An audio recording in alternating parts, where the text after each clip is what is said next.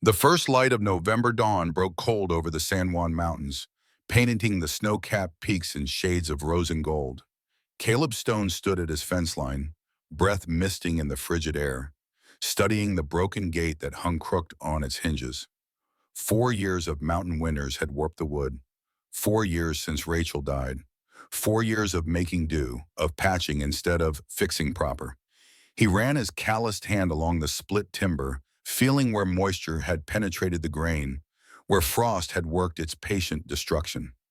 The wood was red cedar, good stock when he'd first set it, but nothing lasted forever without maintenance. A fence told you everything about the man who built it. Rachel used to say that back when her hands were still warm, when her voice still filled the spaces between these mountains. She'd watch him work from the kitchen window and say a man's character showed clearest in the things he thought nobody noticed. The small repairs. All the honest corners. The joints that would hold long after he was gone. The gate needed replacing. Not tomorrow, not next week. Today. This morning while the air was still cold enough to keep the wood stable, before the sun warmed it and made precise work impossible. Caleb walked to his workshop, a lean structure attached to the main cabin where tools hung in precise rows on the wall. Everything had its place. Everything was clean, oiled, sharp. He selected 3 lengths of Pinon pine he'd been seasoning for 8 months, woodcut during last winter, and stacked in the rafters to dry, slow and even. The grain ran straight and true. No knots, no weaknesses. Good wood, honest wood. The kind that would outlast the man who shaped it. He carried the timber to his workbench in the yard where the light was better, where he could see the grain clearly as he worked. The mortise and tenon joint required precision. No nails, no shortcuts, no compromises. Just wood fitting into wood, the way his father had taught him 30 years ago in Pennsylvania, the way his father's father had done in the old country before that.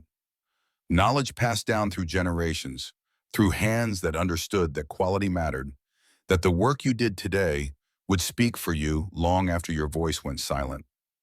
The 3-pound hammer felt right in his hand, weighted perfectly for controlled strikes.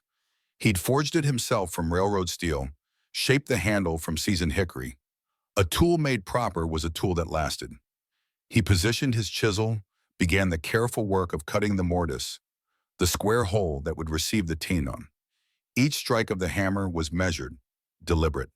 Too hard and you'd split the wood. Too soft and you'd never finish before nightfall. Judge sat nearby, watching with yellow eyes that missed nothing. The wolf dog was 8 years old now, gray creeping into the black fur around his muzzle. His movements slower than they'd been, but his instincts still sharp. They'd found each other during the hardest winter. 2 survivors who understood that trust was earned in silence, proven through action rather than words. The dog had appeared half-starved outside the cabin the week after Rachel's funeral, as if he'd known that grief and solitude made dangerous companions. The cabin door creaked open, the familiar sound that meant Jesse was awake.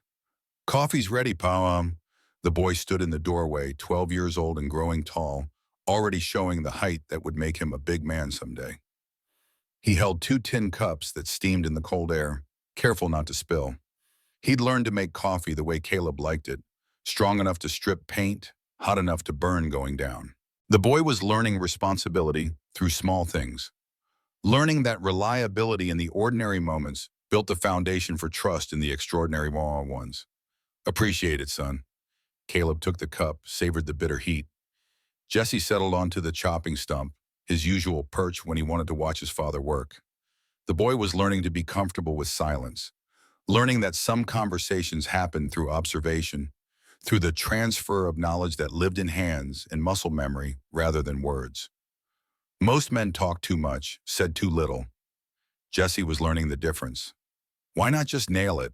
Jesse asked after a few minutes, watching his father's careful work with the chisel. Caleb didn't stop working, but he smiled slightly. "Good question. The kind that showed the boy was thinking, not just watching. Nails pull loose, wood shrinks when it's dry, expands when it's wet. Nails don't move with it.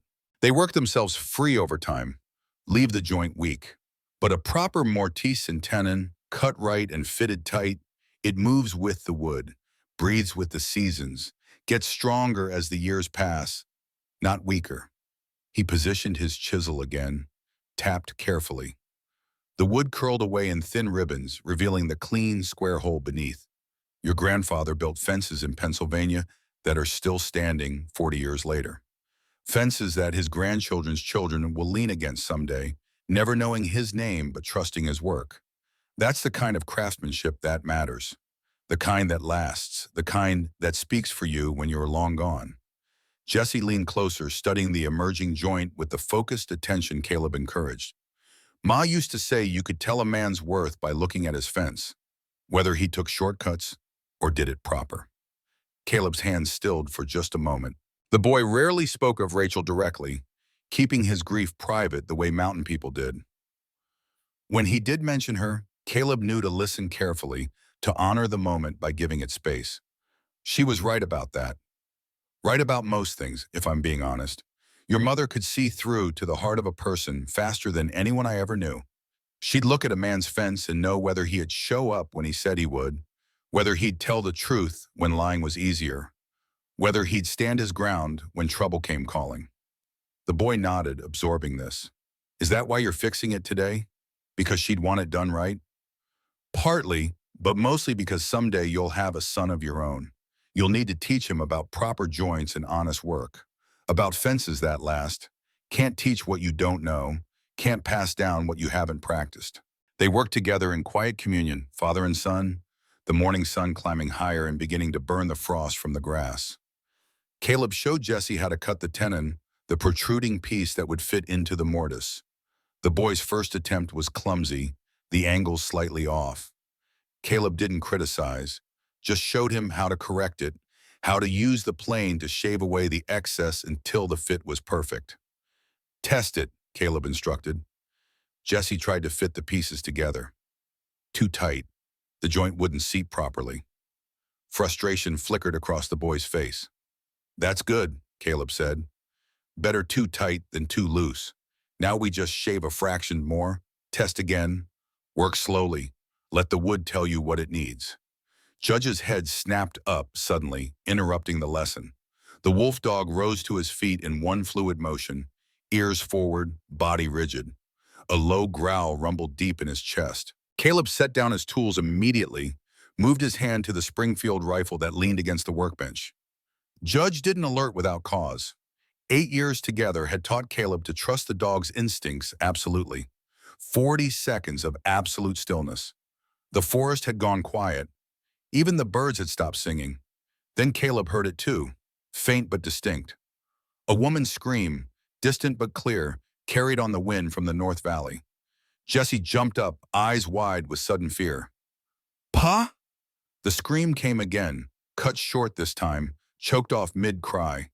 Then men's laughter, harsh and ugly, echoing off the canyon walls in a way that made Caleb's blood run cold.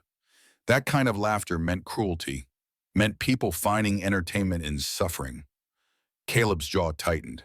The North Valley was 3 miles away, maybe less if you knew the game trails and didn't mind rough country. He looked at his son, saw fear and something else there. Questions. The boy was watching to see what kind of man his father was, what he would do when trouble called from a distance, when helping meant risk. Jesse inside, bar the door, rifle loaded, positioned at the window. Anyone comes that isn't me or someone I vouch for, you know what to do. But Pa, shouldn't we both go? What if it's more than you can handle? What if... No. Caleb's voice was firm but not harsh. He gripped Jesse's shoulder, felt the tension in the boy's muscles. Listen to me. Your ma, she told me once that the measure of a man isn't just what he does when people are watching. It's whether he can walk away from fear to do what's right. But it's also knowing when to stand your ground, when to protect what matters most. He pulled Jesse close for a brief, fierce embrace, something he didn't do often enough. You matter most. You understand? I go because I can help, because I have skills and experience that might make a difference. You stay because this home needs defending, because everything your mother and I built is right here. That's not cowardice. That's responsibility. That's understanding that there are different kinds of courage. Jesse nodded, swallowed hard. 12 years old and already learning lessons most grown men never figured out. How long? 2 hours. If I'm not back by then, you don't wait. You don't come looking. You ride for Marshall Grant in Silverton. Tell him Caleb Stone needs help. Tell him I'm calling in the debt. He'll come. He owes me his daughter's life. The boy wanted to argue. Caleb could see it in the set of his jaw, that same stubborn streak Rachel had possessed, the one that made her argue with doctors even when the fever was burning her from the inside out. But Jesse was learning discipline, learning that orders given in crisis weren't suggestions. Yes, sir. That's my boy. Now move. Jesse grabbed the rifle, checked the load with practiced hands, headed for the cabin at a run. Caleb watched until the door closed, heard the heavy bars slide into place with a solid thunk. Good. The cabin was defensible. The boy was armed and trained. It would have to be enough. He turned to Judge. Find. The wolf dog took off at a lope, nose to the ground, moving through the pine forest with the efficiency of a predator following prey. Caleb followed, his own Springfield rifle in hand, moving through the trees with the practiced silence of 20 years in these mountains. He'd learned to walk quietly from Chado, learned to read the land, to move with it rather than against it. A man who crashed through the forest announced himself to everything within a mile. A man who understood the rhythm of the wild could pass invisible. The morning was quiet now, too quiet. Even the squirrels had gone still. That meant danger nearby, something that had disturbed the natural order. Caleb moved faster, following Judge's path through the scattered granite boulders and thick stands of pine. He found the first blood after half a mile. Drops on the granite, bright red and fresh, not yet oxidized to brown. Caleb knelt, touched it with his fingertips. Still tacky, still warm. Recent, within the last 20 minutes. He studied the ground around the blood, reading the story written in disturbed pine needles and scuffed dirt. 3 horses, all unshod. Indian ponies or horses stolen from Indians. One set of tracks moved erratically, weaving suggesting injury or panic. The other 2 flanked it, deliberately herding, driving the wounded rider in a specific direction. Judge circled back, whined low in his throat. The wolf dog's hackles were raised, his body language screaming danger. Whatever lay ahead, it was bad.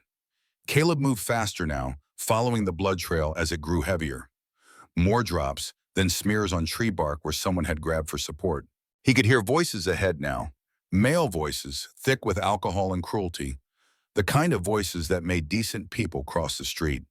He slowed his approach, used the scattered boulders and thick pine trunks for cover, moving from position to position with extreme caution. The last ridgeline gave him a view of the clearing below. What he saw made rage bloom hot in his chest. The clearing opened like a wound in the forest, a natural space where lightning had taken down an old cottonwood years ago and nothing had grown back properly. 3 men surrounded a young woman who was tied to the still-standing trunk of the dead tree. Her clothing was torn, traditional Apache dress that had been deliberately shredded for sport. Blood ran from a cut on her temple, matting her dark hair. More blood on her arms where rope had torn skin. An Appaloosa horse lay nearby, flanks heaving, breathing labored. Bullet wound in its shoulder, blood pooling on the ground beneath it.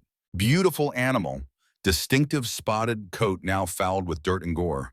The horse's eyes rolled white with pain and fear.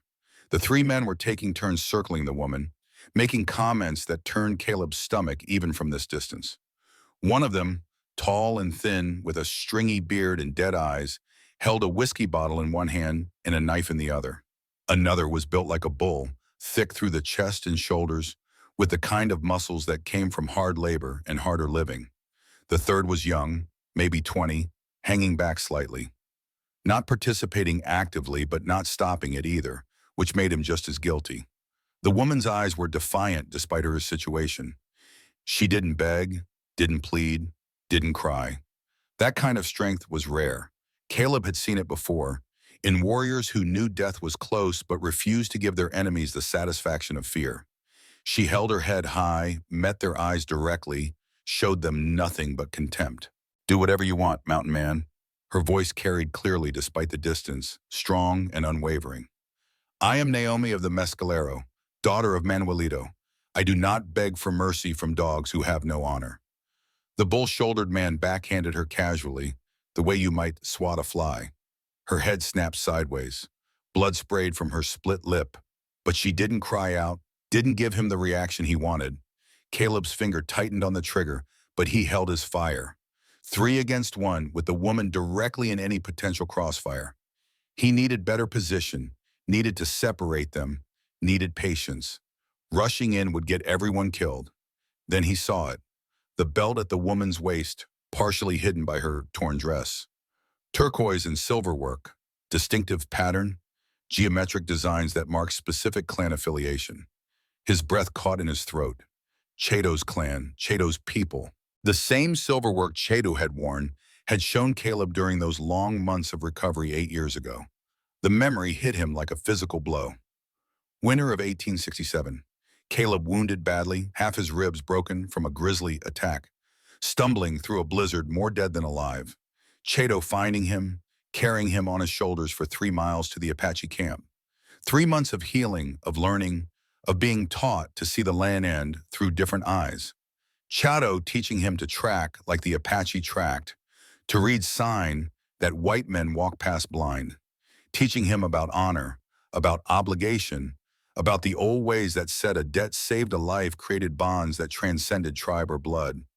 Chato's final words, spoken as he died saving Caleb from a rock slide during their last hunt together.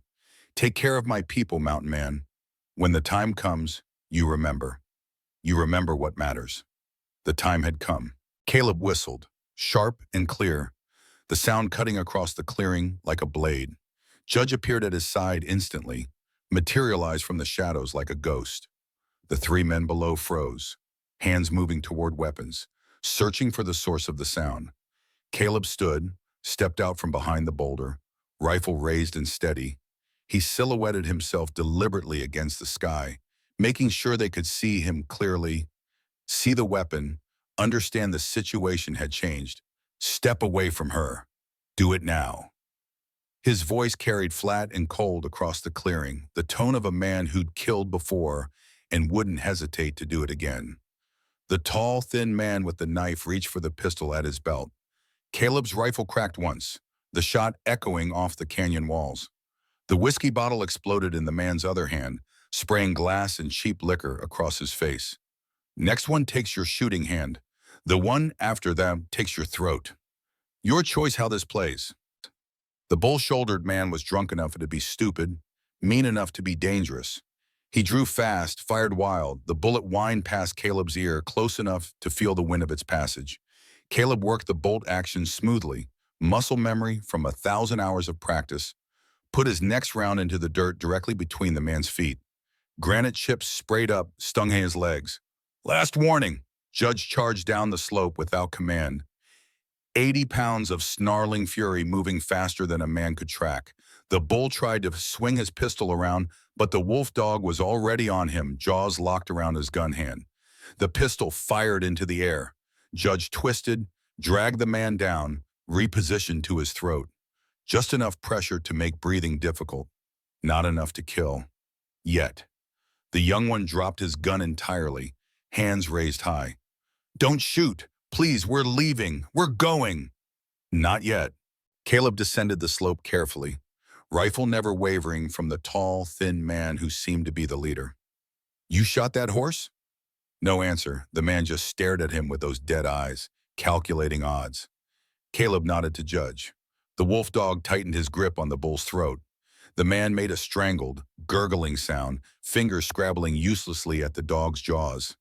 I asked you a question. Answer it, or your friend dies choking on his own blood. Curtis shot it. The young one's voice cracked with fear and something that might have been shame. He shot it when she wouldn't stop fighting, wouldn't stop trying to escape.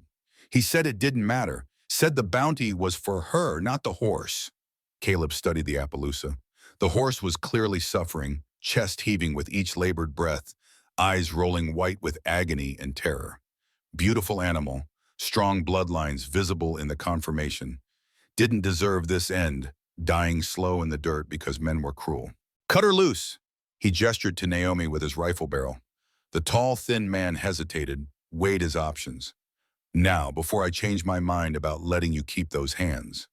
They scrambled to obey, the young one pulling out a knife and sawing through the ropes with shaking hands. Naomi didn't run, didn't collapse in relief. She stood straight despite her injuries, walked directly to her horse without a word to her captors or her rescuer. She knelt beside the Appaloosa, hands moving gently over its neck and muzzle, whispering words in Apache. The horse quieted slightly under her touch, recognized her voice even through the pain.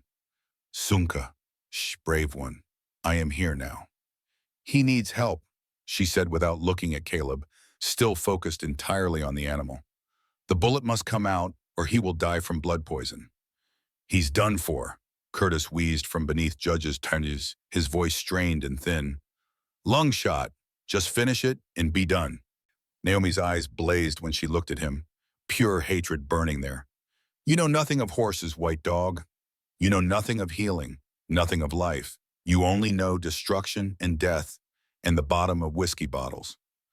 Caleb approached slowly, keeping his rifle trained on the tall, thin man while watching the other two with peripheral vision. He examined the wound in the horse's shoulder carefully. Clean entry, high in the muscle, no exit wound. If the bullet had hit lung or major artery, the horse would already be dead or dying faster. The location suggested shoulder muscle only.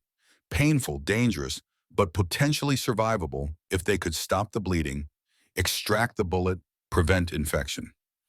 He'd seen Chetos save animals with worse wounds using nothing but plant medicine and patience. Get my saddlebag, he told Naomi. She moved quickly, understanding immediately, retrieving the leather bag from where Caleb had dropped it when he took position. While she brought his medical supplies, Caleb addressed the three men directly. Your names, all of you. Now. The young one spoke first, voice shaking badly. Isaac Tully, sir, from Santa Fe originally. These are Curtis Drummond, and that one there with the knife is Garrett Vaughn. We're bounty hunters, sir, licensed and legal. The name hit Caleb like cold river water, shocking and clarifying at once. Vaughn. 7 years ago, when Caleb was still scouting for the Army out of Fort Union, he'd discovered Vaughn selling military supplies to Comanche raiders. Rifles, ammunition, Army blankets stamped with official marks. Caleb had testified against him at the court-martial, provided detailed evidence, sworn under oath. Vaughn had been dishonorably discharged, stripped of rank, publicly humiliated. He'd sworn revenge in the courtroom, shouted threats while soldiers dragged him away. Then he disappeared into the territories and Caleb had assumed the man was dead or gone to Mexico. Apparently he'd been wrong. Vaughn recognized him at the same moment, recognition lighting those dead eyes with something like pleasure. Blood from the glass cuts on his face made him look demonic in the morning light. Caleb Stone, well, I'll be damned, I should have known. Still playing the righteous hero, still testifying against better men to make yourself look good. Still stealing and killing, I see. Some things don't change. Though I notice you found new victims, women and horses instead of soldiers. Real brave work, Vaughn. Everything changes, Stone, everything. I'm legal now, proper bounty hunting with federal licenses and territorial authorization. $200 per Apache scalp, authorized directly by the territorial governor himself. Signed papers, official stamps, completely legal. I'm a businessman now. The words hung in the cold air like poison. Caleb felt sick. He'd heard rumors of the scalp bounties, had prayed they were exaggerations or lies told by men who wanted to justify their hatred. But here was the proof standing bloodied and grinning before him. She's not a raider. She's a woman traveling alone. Where's the crime in that? She's Apache. That's all that matters to the payout office. Apache scalp is worth $200 regardless of age or gender. More if you can prove they were actively hostile, but honestly, who's checking? The territorial government wants the Apache problem solved. They don't much care about the details. Vaughn's smile was ugly, triumphant. And you just made yourself an accessory to federal crimes, Stone. Interfering with legal bounty operations, assault on licensed hunters, theft of legal bounty property. That's 3 felonies right there. You'll hang, and your boy will watch. Naomi returned with the saddlebag, her hands steady despite everything. She'd clearly done emergency medicine before because she laid out the supplies without being told, organized them efficiently. Yarrow leaves for clotting, clean cloth for bandages, whiskey for disinfectant, needle and gut string for stitching if needed. I need your knife, she said to Caleb without looking up. Very hot, very clean. He handed her his hunting knife, the one he used for field dressing game. She built a small fire quickly, using dried grass and pine needles, heated the blade until it glowed faintly red. Her movements were practiced, efficient, the actions of someone who'd done field surgery before. Hold his head, she instructed. Caleb holstered his rifle reluctantly, knelt by the horse's head, wrapped his arms around Sunka's neck. He whispered the calming sounds Chato had taught him. Low, rhythmic words in Apache that meant safe, friend, peace. The horse's breathing slowed slightly, responded to the familiar sounds. Naomi packed the wound with yarrow leaves first, staunching the heaviest bleeding. Then she used the hot knife to carefully probe for the bullet, working by feel and experience. The horse screamed, tried to rise. Caleb held firm, kept whispering, kept the animal from thrashing and tearing the wound worse. The bullet came out after 5 minutes that felt like 5 hours.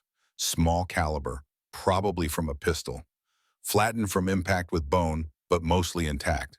Naomi tossed it aside contemptuously, packed the wound again with fresh yarrow, then wrapped it tight with strips torn from her own dress. She worked methodically, checking her work, adjusting the pressure. He may live, she said quietly when she finished. If we can get him to shelter quickly, keep the wound very clean, change the dressing twice daily.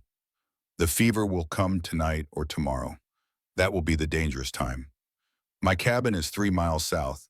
Good shelter, clean water, hay stored for winter. We can make a travois if he can't walk. She looked at him directly for the first time, really looked at him. Her eyes were dark brown, intelligent, weighing and measuring everything about him in a single glance. Why do you help me, mountain man? You do not know me. You risk your life, risk these men coming back with friends. Wait, I knew Chato. He saved my life 8 years ago when I should have died. Taught me things about honor and obligation that most white men never learn. I see you wear his clan work on your belt. That tells me everything I need to know. Something shifted in her expression. Surprise first, then recognition, then grief all mixed together. You knew Chato? You are the one he spoke of in the stories. The white scout who learned to see with Apache eyes. He told us you were dead, killed in the rock slide on Black Mesa. Should have been. Would have been if he hadn't pushed me clear and taken the fall himself. I was with him at the end. He made me promise something before he died. Made me swear to look after his people if the chance ever came. To remember that debts of life create obligations that transcend tribe or blood. Tears stood in Naomi's eyes but didn't fall. She blinked them back fiercely. He was my mother's brother, the last of her family who remembered the free days, before the reservation, before the long walk, before the treaties that were nothing but lies written on paper. He spoke of you often in his final years, said you understood what most whites never could. Caleb felt his throat tighten. I tried. He was patient with me, more patient than I deserved. Vaughn laughed, sharp and bitter, breaking the moment. Touching reunion, very moving. Doesn't change a damn thing, Stone. We'll be back, with proper authority, proper force, proper legal documentation. You're harboring a fugitive from federal bounty. That makes you guilty of treason against territorial law. Your boy too, since he lives in the house. That cabin of yours will burn. The Army will make sure of that. Caleb turned to face him fully, let Vaughn see his eyes, see what lived there. Here's how this plays out. You three mount up and ride out of here, right now. You don't come back. You don't file reports. You don't mention this to anyone. You forget you ever saw this woman, forget this clearing exists. Or what? You'll shoot us in the back? You're one man with a G. We're licensed bounty hunters with federal backing and Army connections. You can't win this, Stone. Or I'll tell everyone in 3 territories what you really are.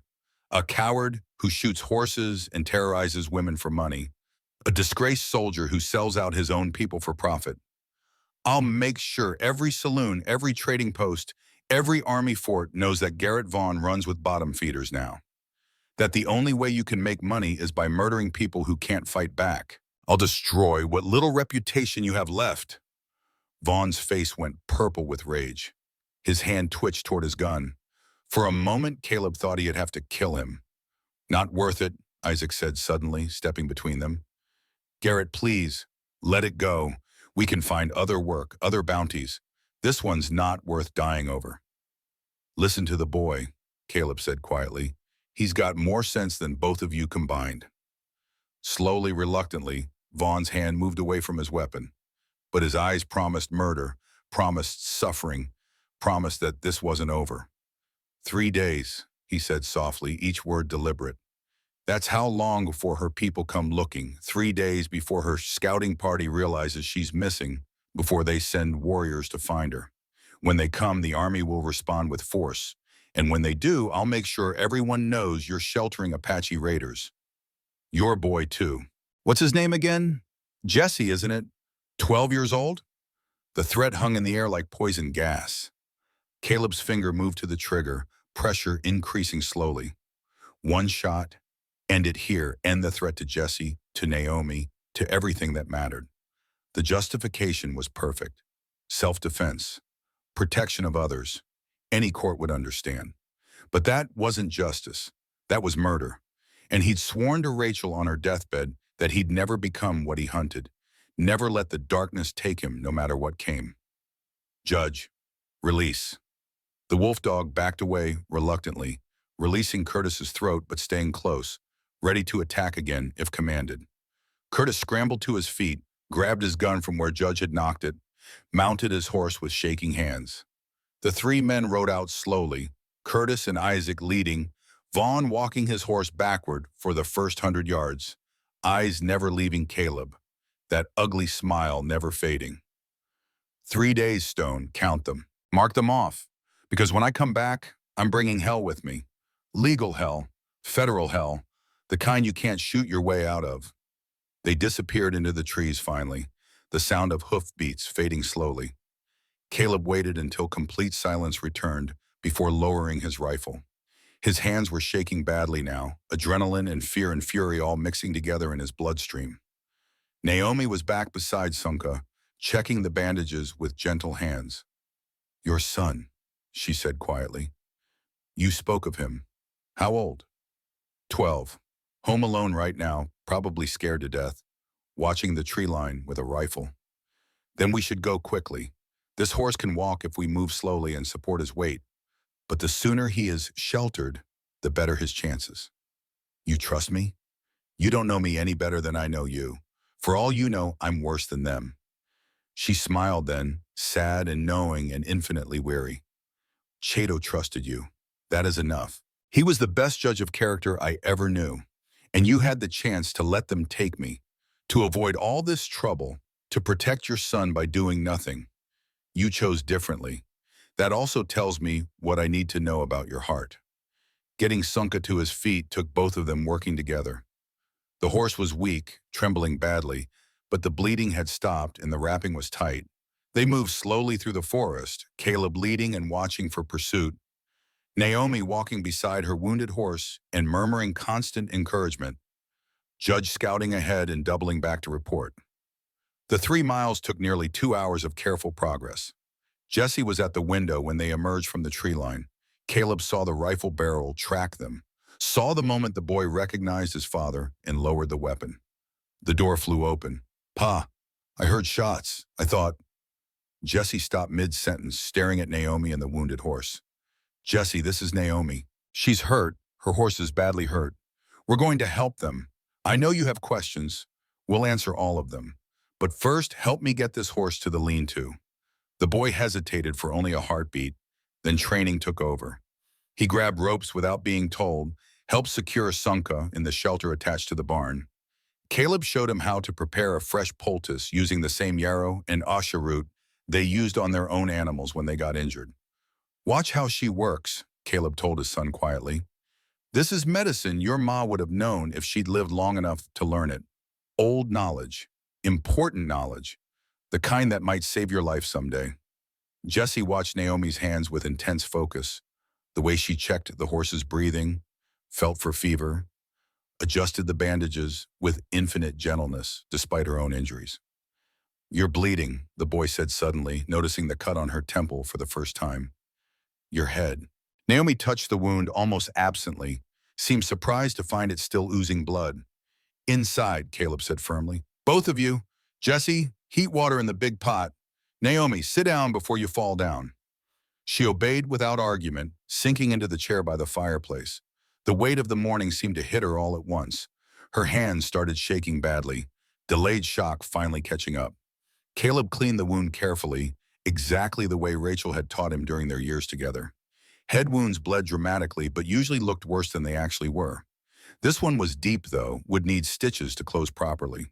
He threaded his needle with practiced hands, gut strings sterilized in boiling water. "This will hurt. I don't have anything for the pain." "Pain I know well," Naomi said, her voice steady despite the shaking. "Fear is worse than pain. Pain ends. Fear grows." Jesse hovered nearby, watching every movement.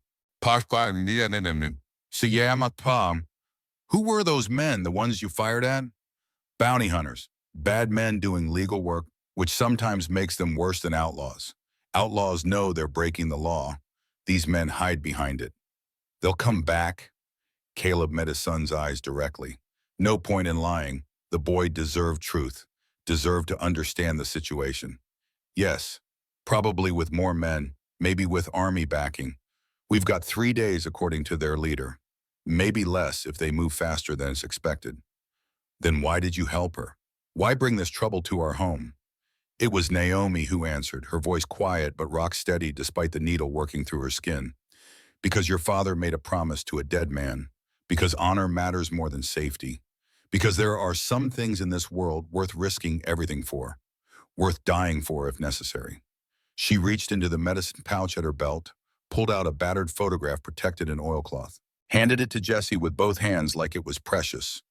The boy studied it, confusion crossing his young face. "That's you," he said slowly, pointing to a young girl in the photo, "but much younger, maybe 8 or 9. And that man standing behind you is Chado," Caleb finished, his voice rough with emotion.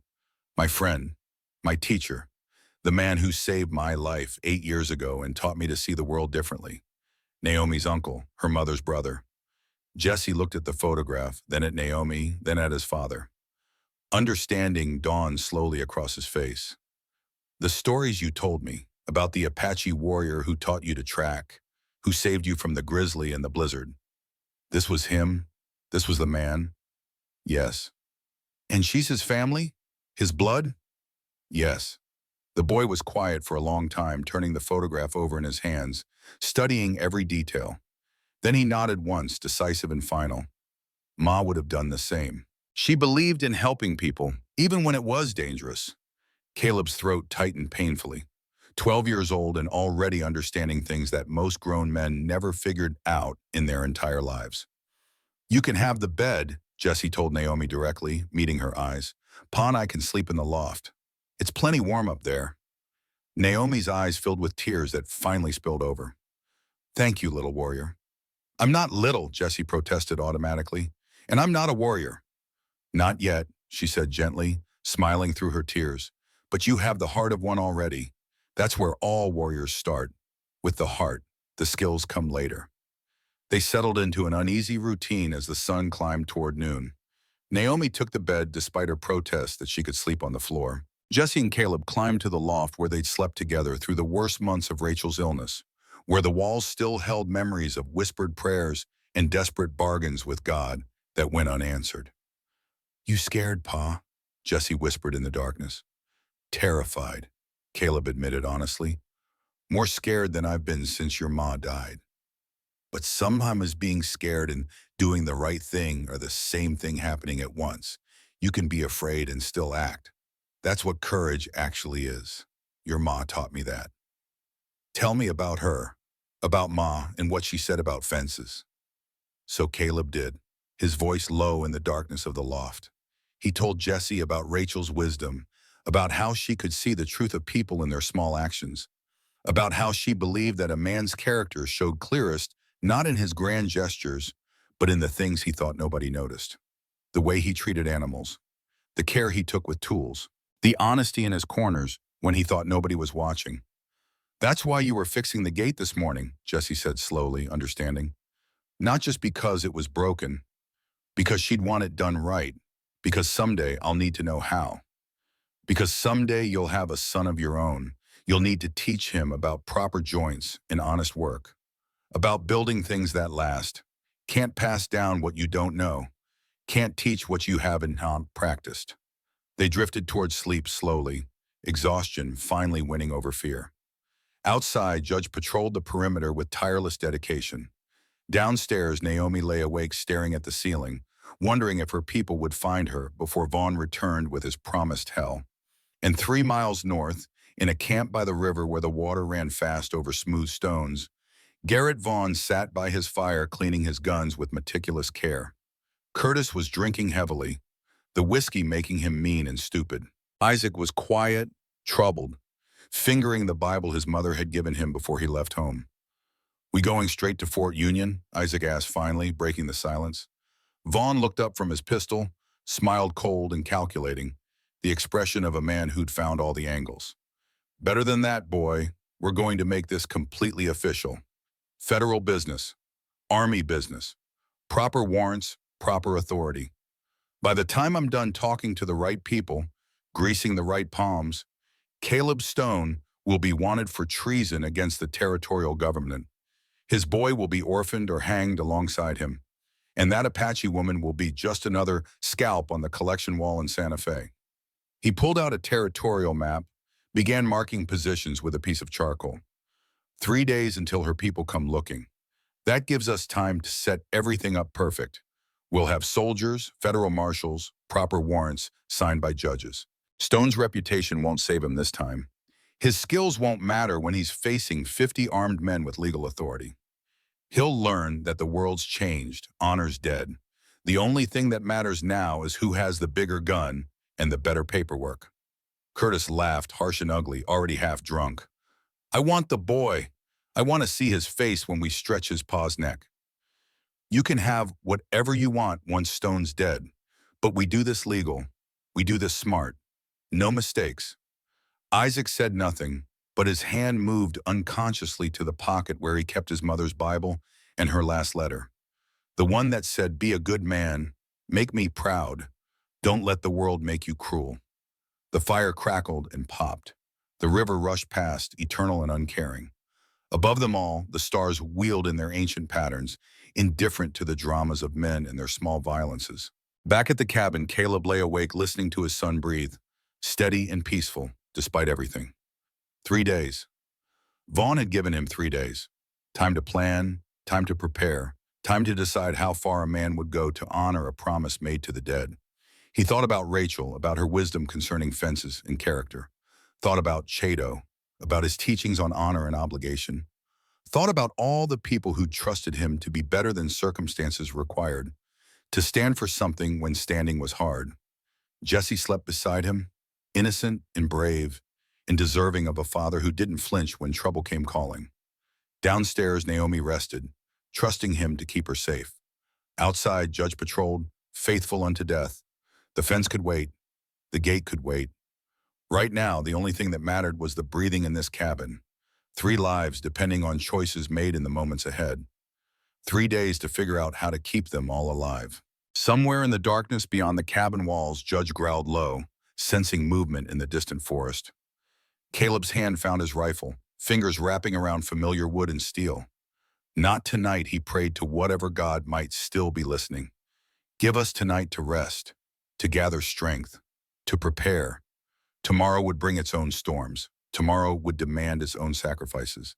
Tonight, peace was enough. Tonight, they were alive and together and safe. It would have to be sufficient. Morning came too early, the kind of cold November dawn that made breath visible and fingers ache.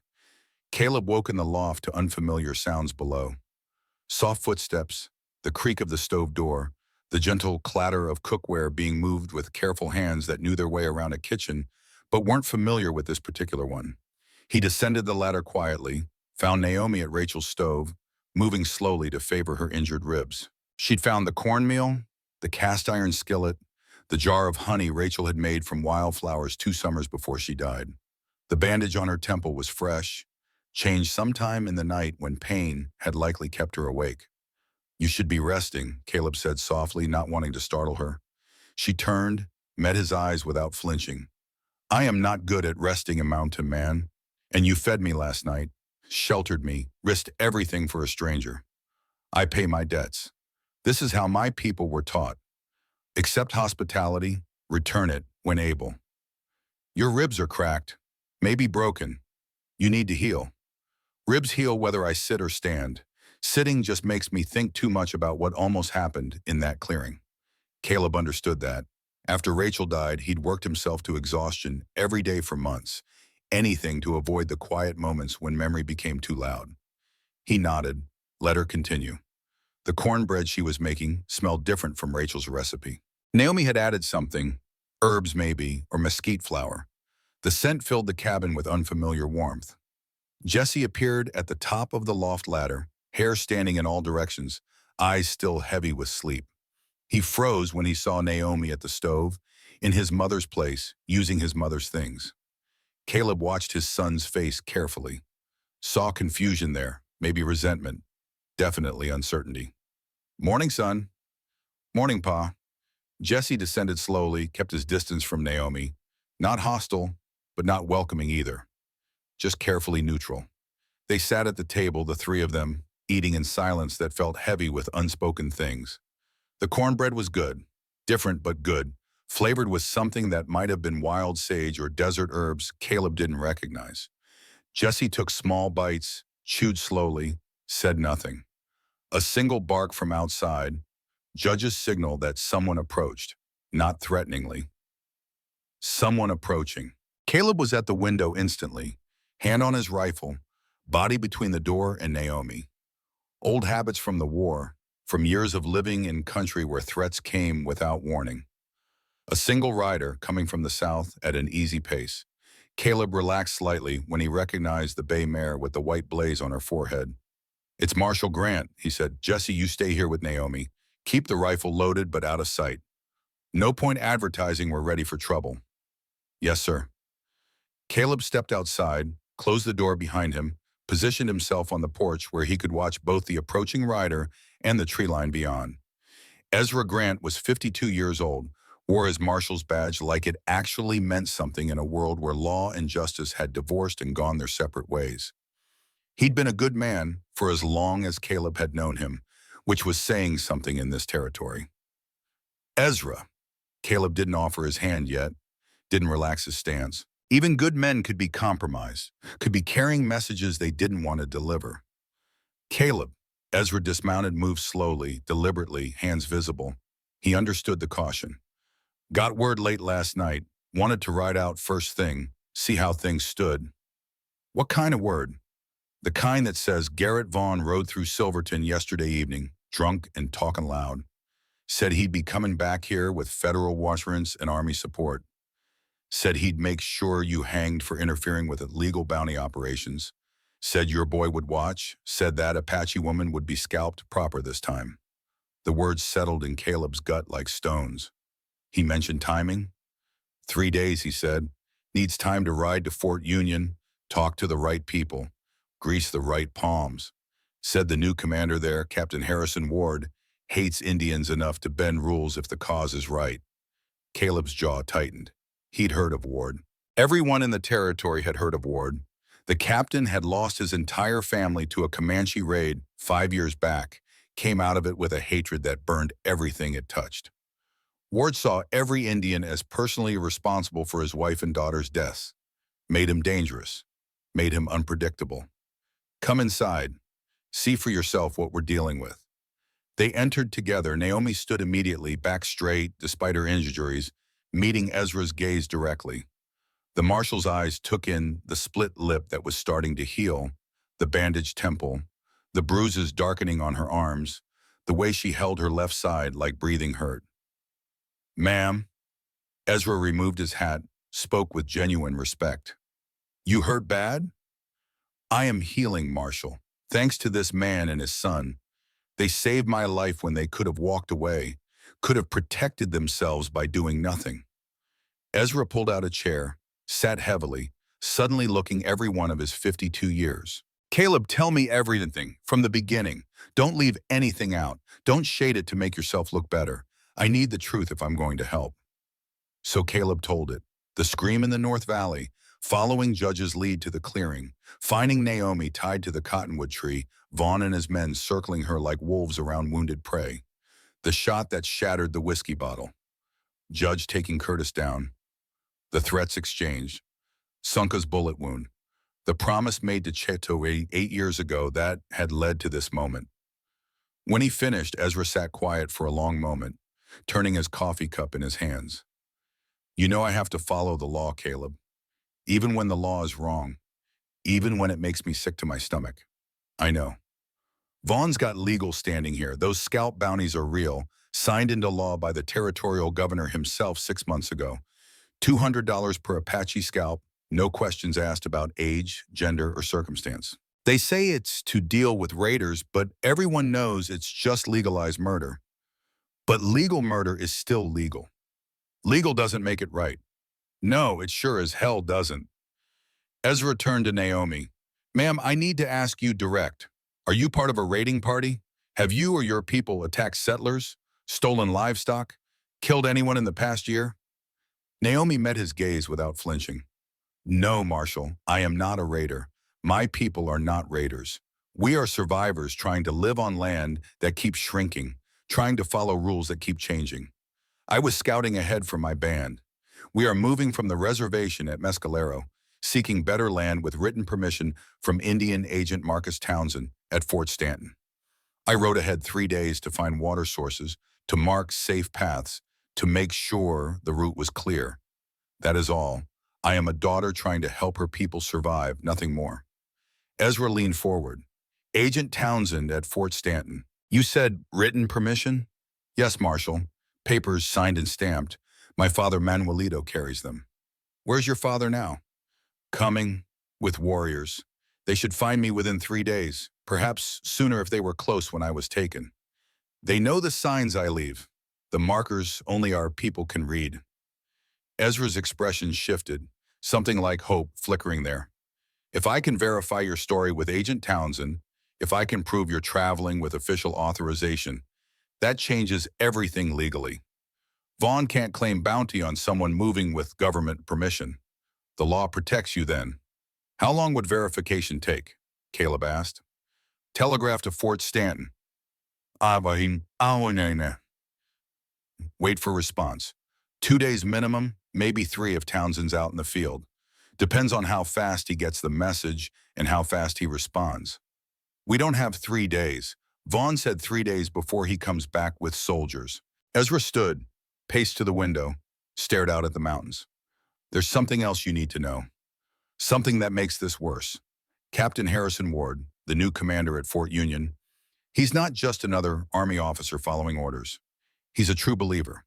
Lost his wife and 2 daughters to Comanche raiders 5 years back. Watched them die, couldn't save them. Came out of it broken in ways that don't heal. Word is he volunteers for every Indian campaign, pushes for harsher treatment, advocates for policies that border on extermination. If Vaughn gets to Ward first, spins the right story about Apache raiders and bleeding heart civilians protecting them, Ward will come with every soldier he can muster. The words settled over the cabin like a funeral shroud. Jesse, who'd been sitting quiet at the table, spoke up for the first time. What do we do, Pa? Before Caleb could answer, Judge barked again. Different tone this time. Not announcement of friendly arrival, warning. Threat assessment. Multiple contacts. Caleb grabbed his rifle, moved to the window in one smooth motion. His blood went cold. 6 riders approaching from the north, moving in tactical formation. Apache warriors, weapons visible, faces painted for war. They moved like men who knew how to fight, who'd fought before, who would fight again without hesitation. Her people, Naomi breathed, something like relief and fear mixed in her voice. They came faster than I expected. They must have been close when I was taken, must have been tracking it already. She rushed for the door, despite Caleb's instinctive protest. He couldn't stop her, wouldn't stop her. These were her people, her family. She had every right to go to them. The lead rider was a man in his mid-50s, face weathered by sun and wind, and too many years of watching his world shrink. Old scars marked his jaw and forehead, the kind that came from bullets and blades, not accidents. His eyes held the particular hardness of someone who'd seen too much death, dealt too much death, and knew more death was coming. He dismounted in one fluid motion, despite his age, caught Naomi as she stumbled running to him. They embraced fiercely, the warrior's arms gentle, despite their obvious strength. Then he held her at arm's length, examined her injuries with eyes that cataloged every bruise, every cut, every mark of violence. His face remained impassive, but his hands shook slightly. Rage, Caleb recognized, tightly controlled but burning underneath. They spoke rapidly in Apache, words tumbling over each other too fast for Caleb to follow with his limited knowledge. He caught maybe one word in 10. Daughter, safe. Men, revenge. The warrior's hand moved to his knife more than once during the conversation. Finally, the man turned to face Caleb, switched to heavily accented but clear English. I am Manuelito, chief of the Mescalero band, father to this girl you see before you. She tells me you saved her life, that you fought 3 armed men to protect her, that you risked everything when you could have walked away safe. I helped some, Caleb said carefully, but she saved herself mostly. She's strong, stronger than most men I've known. She also tells me you knew Chato, my wife's brother, that you are the white scout he spoke of before he died, the one who learned to see with Apache eyes, who understood that honor crosses the boundaries of blood and tribe. Chato saved my life 8 years ago, taught me much in the months I recovered with your people. I owed him a debt that could never be fully repaid. When I saw your daughter wearing his clan's silverwork, I knew what I had to do. Manuelito studied Caleb with eyes that missed absolutely nothing. He looked at the cabin, well-maintained despite its age, at the workshop with tools hung in precise rows, at Jesse standing in the doorway with a rifle held properly, safely, the way a boy raised right would hold it, at Judge sitting alert nearby, the wolf dog's protective positioning speaking volumes about the bond between man and animal. Debts of life are sacred among my people, Manuelito said finally. You honored Chato's memory by protecting his blood. For this, my people thank you. We are in your debt now, Mountain Man. He gestured to his warriors. They dismounted smoothly, began examining the area with professional eyes, checking sight lines, defensive positions, water sources. These were men who'd fought the army before, who understood tactics and terrain, who knew how to turn any location into a fortress if needed. Ezra came outside then, hand instinctively near his pistol. Marshall's training making him cautious around armed groups. Manuelito noticed the badge immediately, his body language shifting subtly to something more guarded. Easy, Ezra, Caleb said quickly. They're not raiders. They're family looking for lost kin. Manuelito, this is Marshal Ezra Grant from Silverton. He's here as a friend, not in any official capacity. Marshal, Manuelito's tone was neutral, wary. You come to arrest my daughter? To claim the bounty that bad men seek? No, sir. I came to help if I can. I'm trying to verify your daughter's story about having official permission to travel. If I can confirm that with Agent Townsend at Fort Stanton, the law protects her. The bounty becomes invalid. My daughter speaks only truth. We have papers from Agent Townsend, signed and stamped proper. I carry them with me always. He pulled a leather pouch from inside his shirt, withdrew folded documents protected by oilcloth. Here, see for yourself. Ezra examined the papers carefully, holding them up to the light, checking the signatures and seals. His expression shifted from skeptical to relieved. These look legitimate. Official Fort Stanton letterhead, Agent Townsend's signature, territorial seal. Dated October 15th, authorizing the Mescalero Band under Chief Manuelito to scout for suitable relocation lands, with full cooperation requested from all federal and territorial personnel. Then the bounty is illegal, Caleb said. Vaughn has no claim. Legally, no, but law and reality don't always match up out here. Ward might not care about papers if Vaughn convinces him there's a larger threat. We need official verification from Townsend himself, transmitted through proper channels. That way Ward can't ignore it or claim the documents are forged. How long? Manuelito asked, his voice tight with tension. 2 days minimum for telegraph response. Maybe 3. Manuelito shook his head firmly. We do not have 3 days. The bad man who hurt my daughter, he knows we will come looking. He will return sooner with more men, with soldiers. He will not wait for your papers and your telegraphs. Then we prepare for both possibilities, Caleb said, his mind already working through tactical considerations. We prepare to defend this position if necessary, but we also prepare to prove Naomi's innocence through legal channels. We cover both paths, give ourselves options. You would fight beside us? Manuelito asked, something like surprise in his voice. Risk your life, risk your son's future, for people you barely know? I would honor my promise to a dead friend, and I won't let innocent people be murdered under color of law, not while I can still pull a trigger. Jesse appeared in the doorway fully now, eyes wide at the Apache warriors who were beginning to establish a defensive perimeter around the cabin. One of the younger warriors, maybe 16 or 17, noticed the boy, offered a slight nod of acknowledgement. Jesse hesitated, then nodded back, uncertain but not hostile. The morning dissolved into organized chaos as everyone prepared for the storm they all knew was coming. Manuelito's warriors established overlapping fields of fire, positioned themselves to cover all approaches. They worked with the quiet efficiency of men who'd done this before, who understood that survival depended on preparation and discipline. Ezra prepared to ride back to Silverton to send the verification telegram to Fort Stanton, to spread word among the townspeople about what was really happening out here. Before he left, he pulled Caleb aside. Ward's going to be a serious problem, Caleb. Man like that, he doesn't forget being challenged, doesn't forgive being proven wrong. Even if we get verification, even if the law sides with you, he'll find ways to make your life difficult. Let him try. I've dealt with worse. Vaughn, too. He lost a $200 bounty because of you. Men have killed for less money than that. He'll be back, legal authorization or not. He'll want revenge.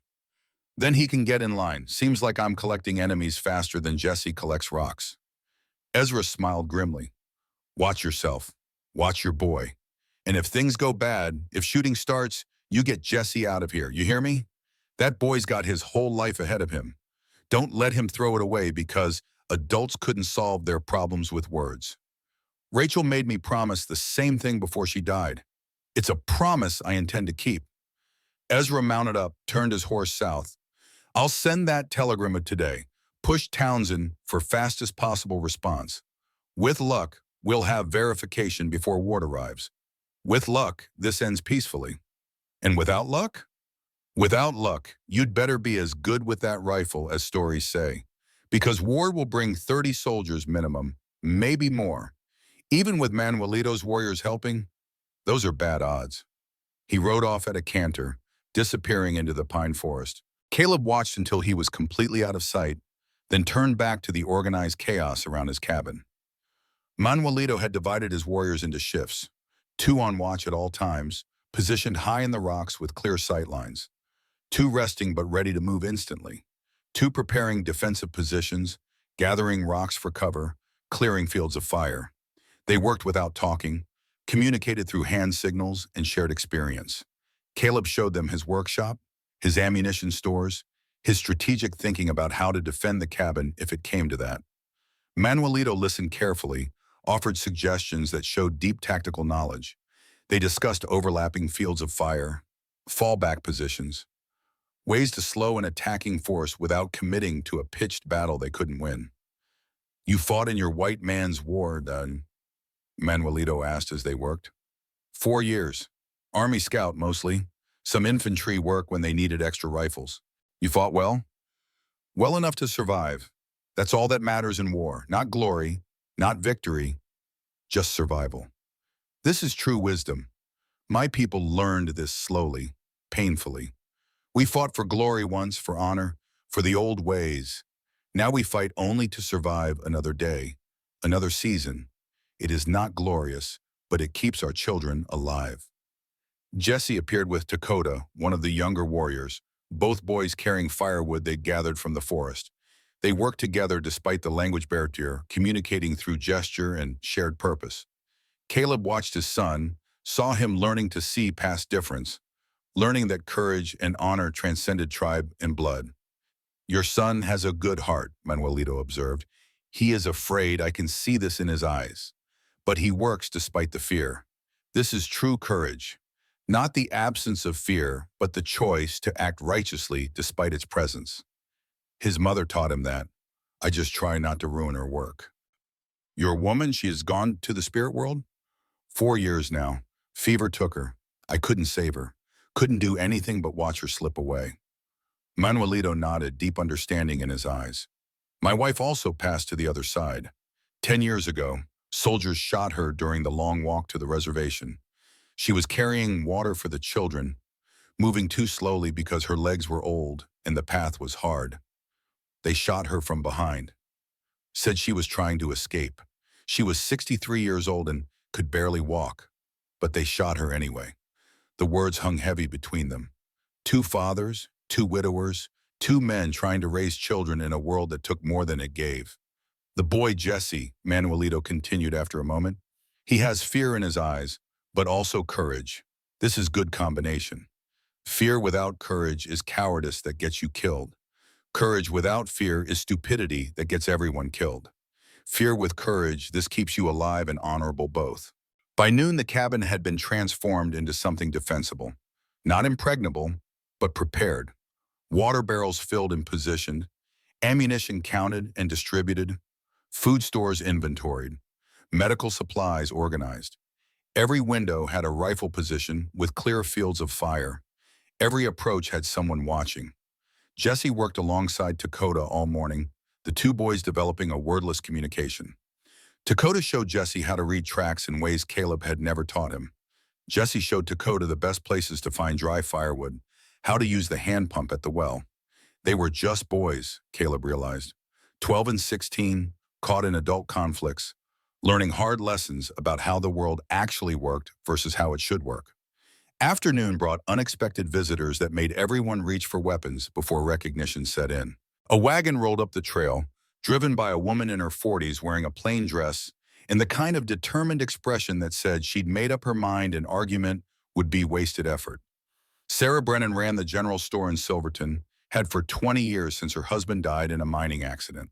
She was tough, practical, fair in her dealings, and possessed a stubborn streak that had seen her through bankruptcy, drought, and every other disaster the territory could throw at a single woman trying to make her way.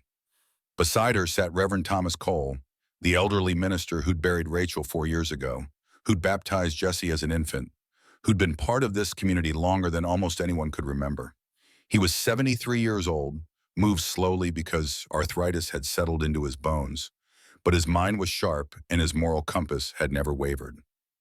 Heard there might be trouble brewing out here, Sarah called out as she set the wagon brake. Brought supplies, food, medical supplies, ammunition, tools. Also brought the Reverend, since you'll likely need someone who can pray or negotiate, depending on how things play. Sarah, you shouldn't be here, Caleb said, moving to help her down from the wagon. If Vaughn comes back with soldiers, if they're shooting, then I'll tell them I'm conducting legitimate trade with legal residents of this territory. I've got licenses and permits for everything in this wagon. Let them try to arrest me for commerce. Won't look good when the newspapers hear about it. There might not be any newspapers if Ward has his way. Man like that doesn't worry about public opinion. Then he's a fool. Public opinion is the only thing that keeps men like him from becoming complete tyrants.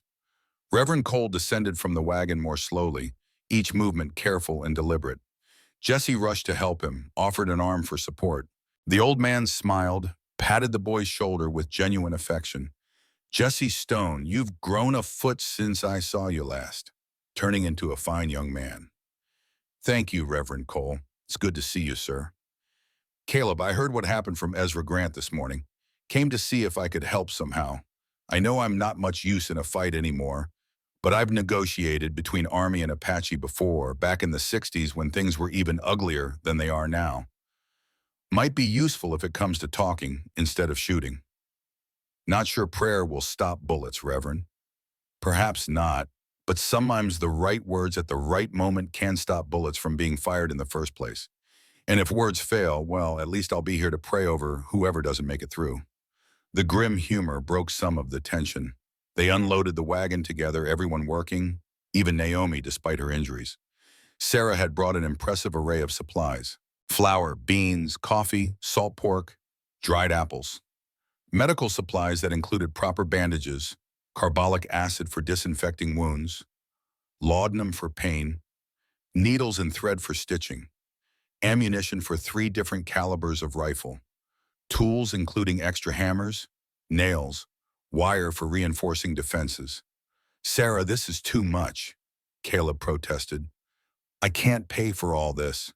Who said anything about paying? Consider it an investment in doing the right thing. Besides, you think I'm going to let Garrett Vaughn terrorize innocent people in my territory? That man's been a stain on this community since he arrived. Time someone stood up to him properly. Jesse helped carry supplies inside, working alongside Dakota. Sarah watched the 2 boys, smiled slightly at their wordless cooperation. Your son's growing up fast, Caleb. Rachel would be proud of the man he's becoming. I hope so.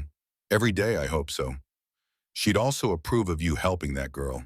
Rachel never could stand by when someone needed help. Legal complications be damned. Remember when she hid that runaway slave family in your barn? This was before the war ended, when it was still illegal. Sheriff came asking questions. Rachel looked him straight in the eye and lied without flinching. Told him she'd seen some folks passing through, heading east toward Kansas. Sent him completely the wrong direction while the family got away safe. Caleb had forgotten that story. The memory came back sharp and clear. Rachel's absolute certainty that some laws were meant to be broken, that protecting innocent people mattered more than legal compliance. She'd risked everything for strangers, never questioned whether it was the smart thing to do, only whether it was the right thing. She had a gift for that, Caleb said quietly, knowing right from wrong even when the law said otherwise. It's not a gift, it's a choice, and you're making the same choice now. That's how you honor her memory, Caleb. Not by mourning forever, but by living the values she believed in. Night fell with everyone on edge, waiting for an attack that didn't come. The Apache warriors took shifts on watch, moving silently through the darkness, ghosts among the trees. Judge patrolled restlessly, his instincts keeping everyone alert. Inside the cabin, Sarah prepared a meal that fed everyone, somehow stretching limited supplies to create something that felt almost festive. They ate together, an unlikely group. Mountain man and Apache chief, 12-year-old white boy and 16-year-old Apache warrior, elderly minister and middle-aged storekeeper, woman who'd been tortured and men who'd saved her. All of them bound together by circumstance and choice, by the decision to stand for something even when standing was dangerous. After dinner, Manuelito's warriors began singing softly outside, low chants that carried across the camp, creating something haunting and beautiful. Naomi joined them, her voice blending with theirs in harmonies that spoke of sorrow and strength both. What are they singing? Jesse asked, listening intently. Death song, maybe, Caleb said, or prayer for courage.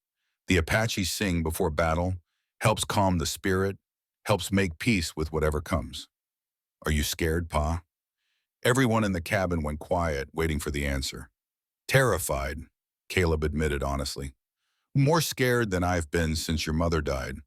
But I'm also certain we're doing the right thing. That helps. Knowing you're fighting for something that matters, that makes the fear manageable. Ma would have done the same thing, wouldn't she? Help them even if it was dangerous? Without hesitation, your mother had the clearest moral compass of anyone I've ever known. She'd see what was right, and she'd move toward it like iron to a magnet, never counted the cost to herself. Jesse nodded, absorbing this. Reverend Cole cleared his throat, spoke into the thoughtful silence. Your mother was a remarkable woman, Jesse. I remember when she first came to this territory, young and idealistic, full of plans to make the world better. Most people lose that as they get older, get worn down by reality. Rachel never did. She kept believing people could be better, kept acting like the world she wanted to live in already existed. Sometimes that kind of faith creates its own reality. I wish I remembered her better. Jesse said quietly. I was only 8 when she died. Sometimes I can't remember her voice clearly, or exactly what she looked like when she smiled. It scares me that I'm forgetting. Naomi moved closer to the boy, sat beside him with the natural grace of someone comfortable offering comfort. You do not forget, little warrior. The memory changes, yes, becomes less sharp, less painful. But the important things, the lessons she taught you, the love she gave you, these live in your actions now. I see her in the way you helped me today, the way you treated Dakota with respect despite our differences. This is how the dead continue living, through the choices of those they loved. Jesse's eyes were wet, but he didn't cry, just nodded, understanding. The evening settled into preparation and waiting. Sarah and Reverend Cole claimed the loft, insisted that Naomi keep the bed. Manuelito's warriors maintained their watch rotation. Caleb and Jesse laid out bedrolls near the fireplace, positioned where they could react quickly to any threat. Pa, Jesse whispered in the darkness, what happens tomorrow? When the soldiers come? We try to talk first. Show them Naomi's traveling with permission. Show them the papers Manuelito has. Reverend Cole will help negotiate. With luck, we resolve this peacefully.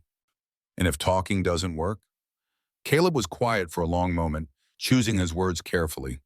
Then we make hard choices. But I want you to understand something clearly, Jesse. If it comes to fighting, your job isn't to be a hero. Your job is to survive. You hear me? You get on a horse and you ride hard for Silverton. Let the adults handle whatever needs handling. But Pa, I can help. I can shoot. I can... No arguments. Caleb's voice was firm, but not harsh. Your mother made me promise, the day before she died, that I'd keep you safe above everything else. That no matter what happened, I'd make sure you had a chance to grow up, to have a life, to become the man she knew you could be. That's a promise I intend to keep. You're 12 years old. You've got a whole life ahead of you. Don't throw it away trying to be something you're not ready to be. Jesse was quiet, struggling with the order. Finally, he nodded. Yes, sir, I promise. If shooting starts, I ride for Silverton. Good, that's my boy. They drifted towards sleep slowly, exhaustion and fear fighting for dominance. Outside, the Apache death song continued, beautiful and mournful. Judge's soft footfalls on patrol provided rhythmic comfort. The fire crackled and popped, familiar sounds that belonged to home. Caleb lay awake long after Jesse's breathing had deepened into sleep. He thought about Rachel, about her absolute conviction that standing up for right mattered more than safety. Thought about Chato, about his teachings on honor and debt and the obligations that have survived death. Thought about the breathing in this cabin, all these lives depending on choices made in the hours ahead. 3 days. Vaughn had said 3 days. This was the second night. Tomorrow or the day after, Ward would come with his soldiers, would come with legal authority and righteous fury and enough firepower to turn this cabin into kindling. Caleb's hand found his rifle in the darkness, fingers tracing the familiar wood grain. He'd killed men before, during the war, afterward when necessity demanded it. Each one stayed with him, their faces appearing in dreams, reminding him that taking life had costs that never fully paid. But he'd do it again if necessary, would kill to protect Jesse, to honor his promise to Chato, to stand against injustice wearing a uniform. Some things were worth the nightmares. Outside, one of Manuelito's warriors began singing a different song, softer, sadder, speaking of loss and endurance. Naomi's voice joined him from inside the cabin, words Caleb didn't understand but meanings that transcended language. What's she singing about? Jesse whispered, not quite asleep yet. Caleb listened carefully, caught fragments, guessed at the rest. About her mother, I think. About the long walk to the reservation. About people who died so others could survive. About remembering those who fell and honoring them by living well. Like we honor Ma. Exactly like that. Jesse was quiet for a moment. Then, Pa, if tomorrow goes bad, if something happens to you, what should I do? Caleb's throat tightened. You ride to Silverton. Find Marshal Grant. He'll take care of you, make sure you're safe. There's money hidden under the floorboard by the stove, enough to get you started somewhere new if needed. Papers in the lockbox showing ownership of this land, this cabin. You inherit it all, it's yours by right. I don't want the cabin if you're not in it. I know, but life doesn't always give us what we want. It gives us what we get, and we make the best of it. That's what surviving means. Taking what comes and building something from it.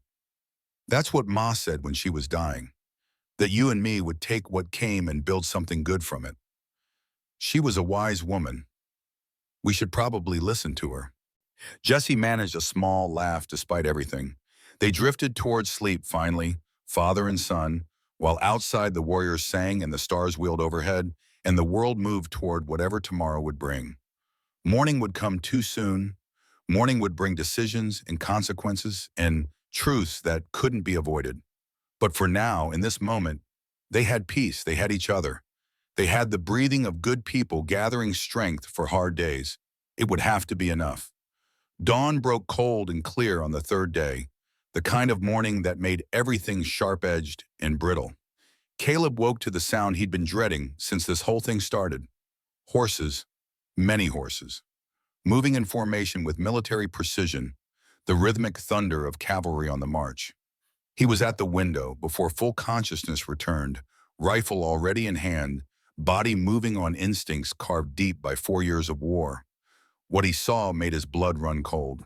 30 soldiers, maybe more, spread in a wide line across the approach to his property. Cavalry unit, well-armed and disciplined, moving with the kind of coordination that spoke of professional training and battlefield experience. At the front rode a man who could only be Captain Harrison Ward, sitting his horse like he'd been born in the saddle, ramrod straight despite what must have been a hard overnight ride from Fort Union. Beside Ward rode Garrett Vaughn, and even from this distance, Caleb could see the satisfaction on the bounty hunter's face. The smile of a man who'd gotten exactly what he wanted, who'd manipulated the system perfectly and was about to watch his enemies suffer for it. Behind the main cavalry line came a wagon that made Caleb's stomach turn. Portable gallows, the kind the army used for field executions. Ward wasn't planning to arrest anyone. He was planning to hang them right here, make an example that would be talked about across the territory for years. "Everyone up," Caleb called, keeping his voice level despite the fear crawling up his spine. "They're here." The cabin erupted into controlled chaos.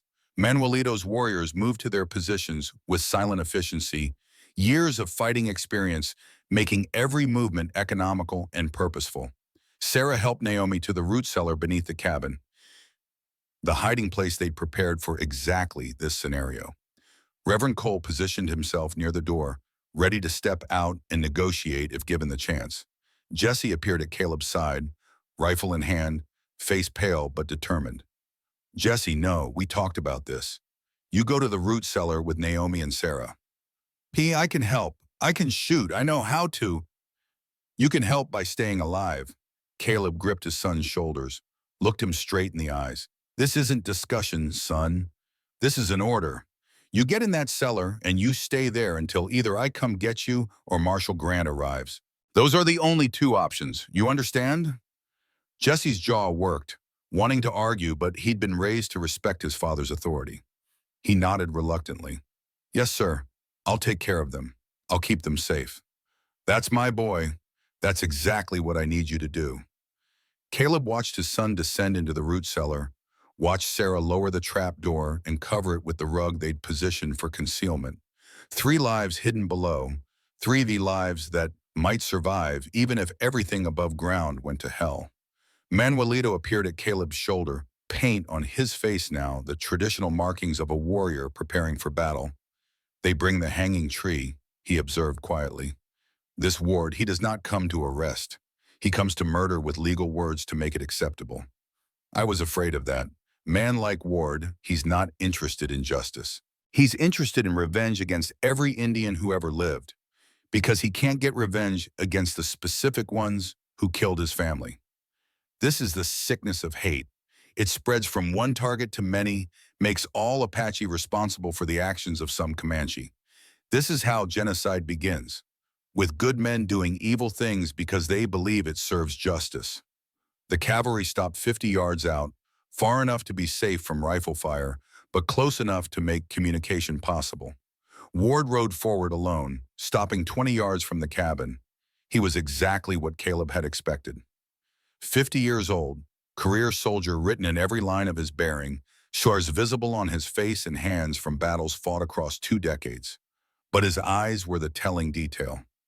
Cold, flat, utterly convinced of his own righteousness. "Caleb Stone!" Ward's voice carried clearly in the cold morning air, trained to command and expecting obedience. "I am Captain Harrison Ward, United States Army, Commanding Officer, Fort Union Garrison. You are harboring a fugitive wanted for bounty under territorial law. You have assaulted federal officers in the performance of their duties. You have conspired with hostile Indians to evade legal authority. Surrender immediately or face charges of treason against the United States." Caleb stepped out onto the porch, hands visible but not raised, rifle held carefully, non-threatening, but ready. He'd played this game before, knew how to project calm confidence even when his heart was trying to beat through his ribs. "Captain Ward, the woman inside is not a fugitive. She was traveling with official permission from Indian agent Marcus Townsend at Fort Stanton. This is a legal misunderstanding, not a criminal matter. If you'll give us time to verify her authorization, this whole situation resolves peacefully." "I have no record of any such permission." Ward's voice had the ring of a man who'd already made up his mind and wouldn't be confused by facts. "What I have is a sworn statement from licensed bounty hunter Garrett Vaughn that you assaulted him and his associates while they were conducting lawful operations, that you threatened federal officers, that you are actively aiding Apache raiders in evading justice. Vaughn's a liar and you know it." Caleb couldn't keep the heat out of his voice. "He was torturing that woman, shot her horse for sport, was about to scalp her for bounty money. I intervened to stop a crime, not commit one." "That's your version. Mr. Vaughn tells a different story. And between the word of a licensed federal agent and a mountain hermit with known Apache sympathies, I know which one carries more weight." Reverend Cole appeared in the doorway then, moving slowly, hands raised high and empty. "Captain Ward, I am Reverend Thomas Cole. I've lived in this territory for 40 years, served both civilian and military populations. I've negotiated between Army and Apache many times. Please, let us discuss this peacefully. No one needs to die today." Ward's expression didn't soften. "Stand aside, Reverend. This is military business, not church business. This is murder business disguised as military business. That bounty hunter beside you tortured an innocent woman, shot her horse for the entertainment of watching it die slowly. Is that the kind of man the United States Army takes orders from now? Is that what we fought the war to protect?" Vaughn urged his horse forward, face flushed with anger. "Careful, old man. Slander against licensed federal agents carries serious penalties. You can hang right alongside Stone if you keep talking. Truth isn't slander, Mr. Vaughn, and I'm 73 years old. You think I'm afraid of dying? I've buried more good people than you've probably met in your entire miserable life. Death doesn't scare me, but dishonor does. Injustice does. Watching good men hide behind bad laws to do evil things, that terrifies me." Manuelito stepped into view then, and the reaction from the cavalry line was immediate. Rifles came up, hammers cocking, soldiers tensing for action. Manuelito ignored them all, walked forward with the kind of dignity that came from being chief of his people for 30 years. "I am Manuelito, chief of the Mescalero Apache. The woman you seek is my daughter Naomi. She has committed no crime. She was scouting for our people with written permission from Agent Townsend. We have papers to prove this." "Show me these papers," Ward demanded, voice dripping skepticism. Manuelito withdrew the leather pouch from inside his shirt, handed it to one of his warriors who approached the cavalry line carefully, placed it on the ground, then backed away. A soldier retrieved it, brought it to Ward. The captain examined the documents with the air of a man looking for reasons to reject them rather than reasons to accept them. "These could be forged, the signature could be faked. I have no way to verify their authenticity here and now. Marshal Ezra Grant sent a telegraph to Agent Townsend 2 days ago requesting verification," Caleb called out. "The response should arrive today, maybe this morning. All we're asking is for you to wait a few hours, let the legal process work. Let truth emerge before you start hanging people." Ward's smile was cold and terrible. "I don't answer to Town Marshal Stone. I answer to federal authority, and federal authority has given me broad discretion in dealing with the Apache problem in this territory. If I determine that someone is aiding hostile Indians, if I determine that they represent a threat to settler safety, I have legal authority to act immediately and decisively. He gestured to the wagon with the gallows. I brought that specifically for you, Stone. You and any other traitors who value savage lives over civilized order. By noon today, you'll be dancing at the end of a rope, your Apache friends will be dead, and this entire affair will serve as an object lesson about the price of treason. The words fell like stones into deep water. Final. Irrevocable. Ward had come here with his mind made up, with orders or permissions that gave him legal cover for murder. Nothing Caleb said was going to change that, but maybe he didn't need to change Ward's mind. Maybe he just needed to buy time. Captain, I'm asking you as one soldier to another, give us until noon, just a few hours. If verification comes through from Townsend, you ride away with your reputation intact, your conscience clear. If it doesn't come through, we surrender peacefully. No fight, no casualties. You have my word on that. For a moment, something flickered in Ward's eyes. Some memory of honor, of the soldier he'd been before grief broke him. Then it was gone, drowned in the bottomless well of his hatred. You think I don't know what you're doing, Stone? Stalling, playing for time, hoping something will change, some miracle will arrive. I've seen this tactic before. It doesn't work. You have 1 hour to surrender the Apache Woman and yourself for lawful execution. If she doesn't come out, if you don't come out, we come in. And when we come in, everyone dies. The old preacher. Anyone helping you, everyone. Their blood will be on your hands. Ward turned his horse, began riding back toward his line. Vaughn followed, but not before shooting Caleb a look of pure triumphant malice. Caleb stood on the porch, mind racing through impossible options. Fight and everyone dies. Surrender and he and Naomi die, but maybe the others survive. Run and Ward hunts them down anyway. Every path led to death. He will not wait 1 hour, Manuelito said quietly. He will attack sooner. This is tactic. Tell you 1 hour, attack in 30 minutes, catch you unprepared. I know. We need to prepare for assault now.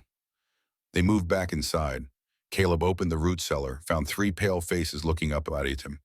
Jesse's eyes were wide with fear, but also determination. Sarah looked grim, but resolute. Naomi looked like she was preparing to die with dignity. You heard? Caleb asked. Every word, Sarah said. That man's insane. He's going to murder everyone here and call it justice. Probably, which means we need to be ready to defend ourselves. He looked at Jesse. Son, I need you to stay down here no matter what happens, no matter what you hear. You understand? Even if you hear shooting, even if you hear me calling for help, you stay hidden. You're the only one who can tell the true story of what happened here if we don't make it. Pa, please. There has to be another way. There isn't. Not anymore. Ward's decided. Now we just have to make sure some of us survive to bear witness. Naomi stood, climbed from the cellar despite Sarah's protests. I will not hide while others die for me. This is my burden. I should carry it. No, Caleb's voice was firm. You hide because your death solves nothing. If you surrender, Ward hangs you and then attacks us anyway for helping you. Your survival is the only victory we can win here. You serve, you tell your people what happened, you make sure this story spreads. Make Ward famous for all the wrong reasons. That's how we fight back. Before Naomi could argue, the sound of hoofbeats approached from the south. Different rhythm. Single horse, moving fast. Everyone tensed, reached for weapons, then relaxed slightly when they recognized the rider. Ezra Grant pushing his bay mare hard, waving a piece of paper in his hand like a battle flag.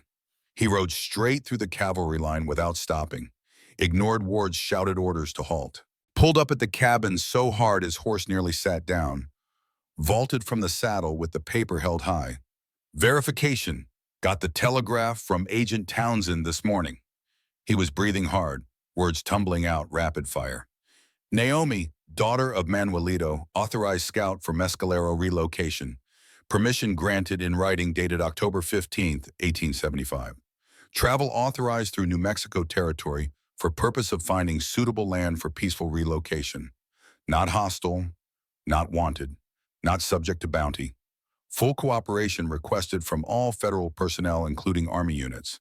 Signed, Agent Marcus Townsend, Fort Stanton, with official seal and witness signatures. He thrust the telegram toward Ward, who'd ridden up behind him looking furious at the interruption. There's your verification, Captain. Official communication through federal channels. She's legal. The bounty claim is completely invalid. Time to pack up your gallows and go home. Ward snatched the telegram, read it with eyes that seemed to be looking for any excuse to reject what it said. His face went through several shades of red and purple as he processed the implications. Beside him, Vaughn looked like he'd swallowed broken glass. This changes nothing, Ward said finally, his voice tight with barely controlled rage. Stone still assaulted federal agents. He still threatened licensed bounty hunters. He still harbored someone he believed was wanted, regardless of her actual legal status. He intervened to stop torture, Ezra countered, voice hard as iron now. That's not assault, that's righteousness. Any court in this territory would call it justified defense of another. You want to test that in front of a judge, Captain? Want to explain to a federal magistrate why you hanged a man for saving a woman's life? Want that in the newspapers? Because I guarantee it will be in every newspaper from here to Washington within a month. I don't answer to newspapers or town marshals, Ward started, but Ezra cut him off. No, but you answer to your commanding general. You answer to the Department of War. You answer to federal judges who don't like Army officers exceeding their authority. And you answer to public opinion when it turns against the Army for murdering civilians without cause. Ward's hand moved to his saber, knuckles white on the hilt. For a moment, Caleb thought he'd draw it, thought this would end in violence regardless of what any telegram said. Then one of Ward's lieutenants rode up, a young man maybe 25, spoke quietly but urgently. Sir, with respect, if we proceed with executions now, given this official verification, we'll be in violation of federal Indian policy. That carries court-martial implications for all of us. Ward turned on the lieutenant with fury. Are you questioning my orders, Lieutenant Hendricks? No, sir. I'm advising you of legal consequences. My duty as your second in command. The standoff held for seconds that felt like hours. Caleb could see the war happening inside Ward. Rage versus reason. Hatred versus self-preservation.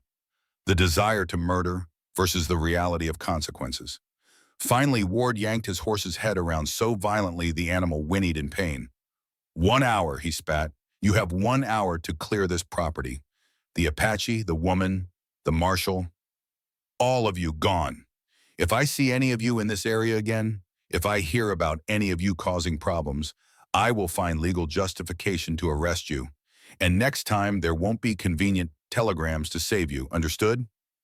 Perfectly, Ezra said, not backing down an inch. We'll be gone in 30 minutes. And Captain, you might want to have a long conversation with Mr. Vaughn here about the accuracy of his sworn statements. Because if I find out he lied in official testimony, I'll be filing charges. Perjury, false statements to federal officers, assault and battery on that woman. He'll spend the next 5 years in territorial prison. Vaughn's face went white.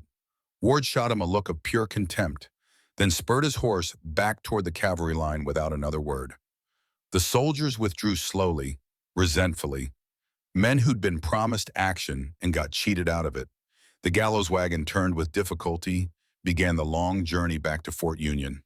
Within 10 minutes, the entire cavalry unit was disappearing into the tree line, leaving nothing but churned earth and the memory of how close they had all come to dying.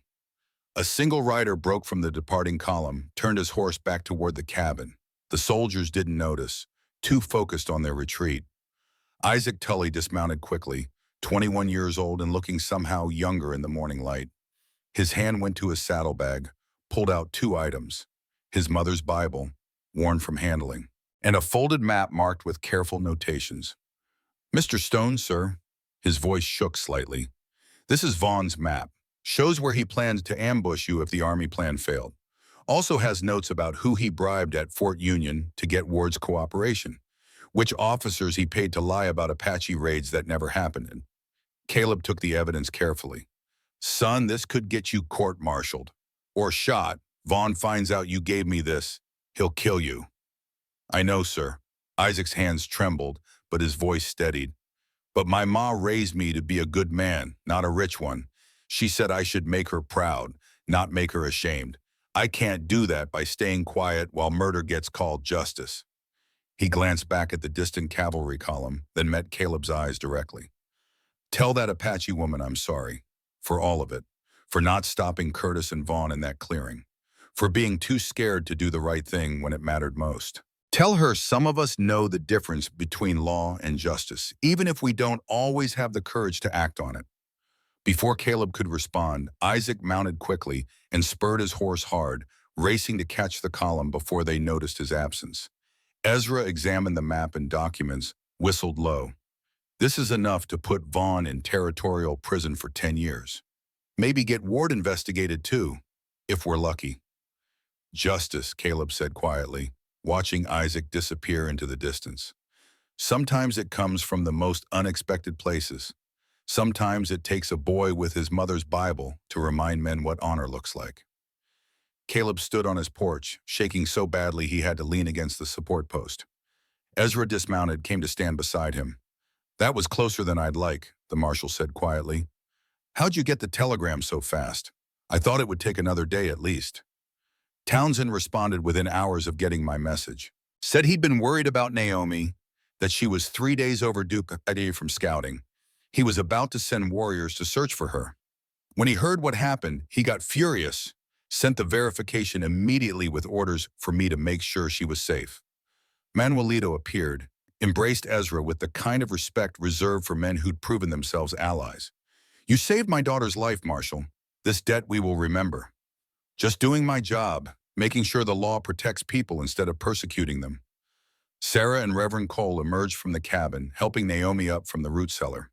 Jesse came last, looking around at the empty landscape with disbelief. Is it really over? The boy asked.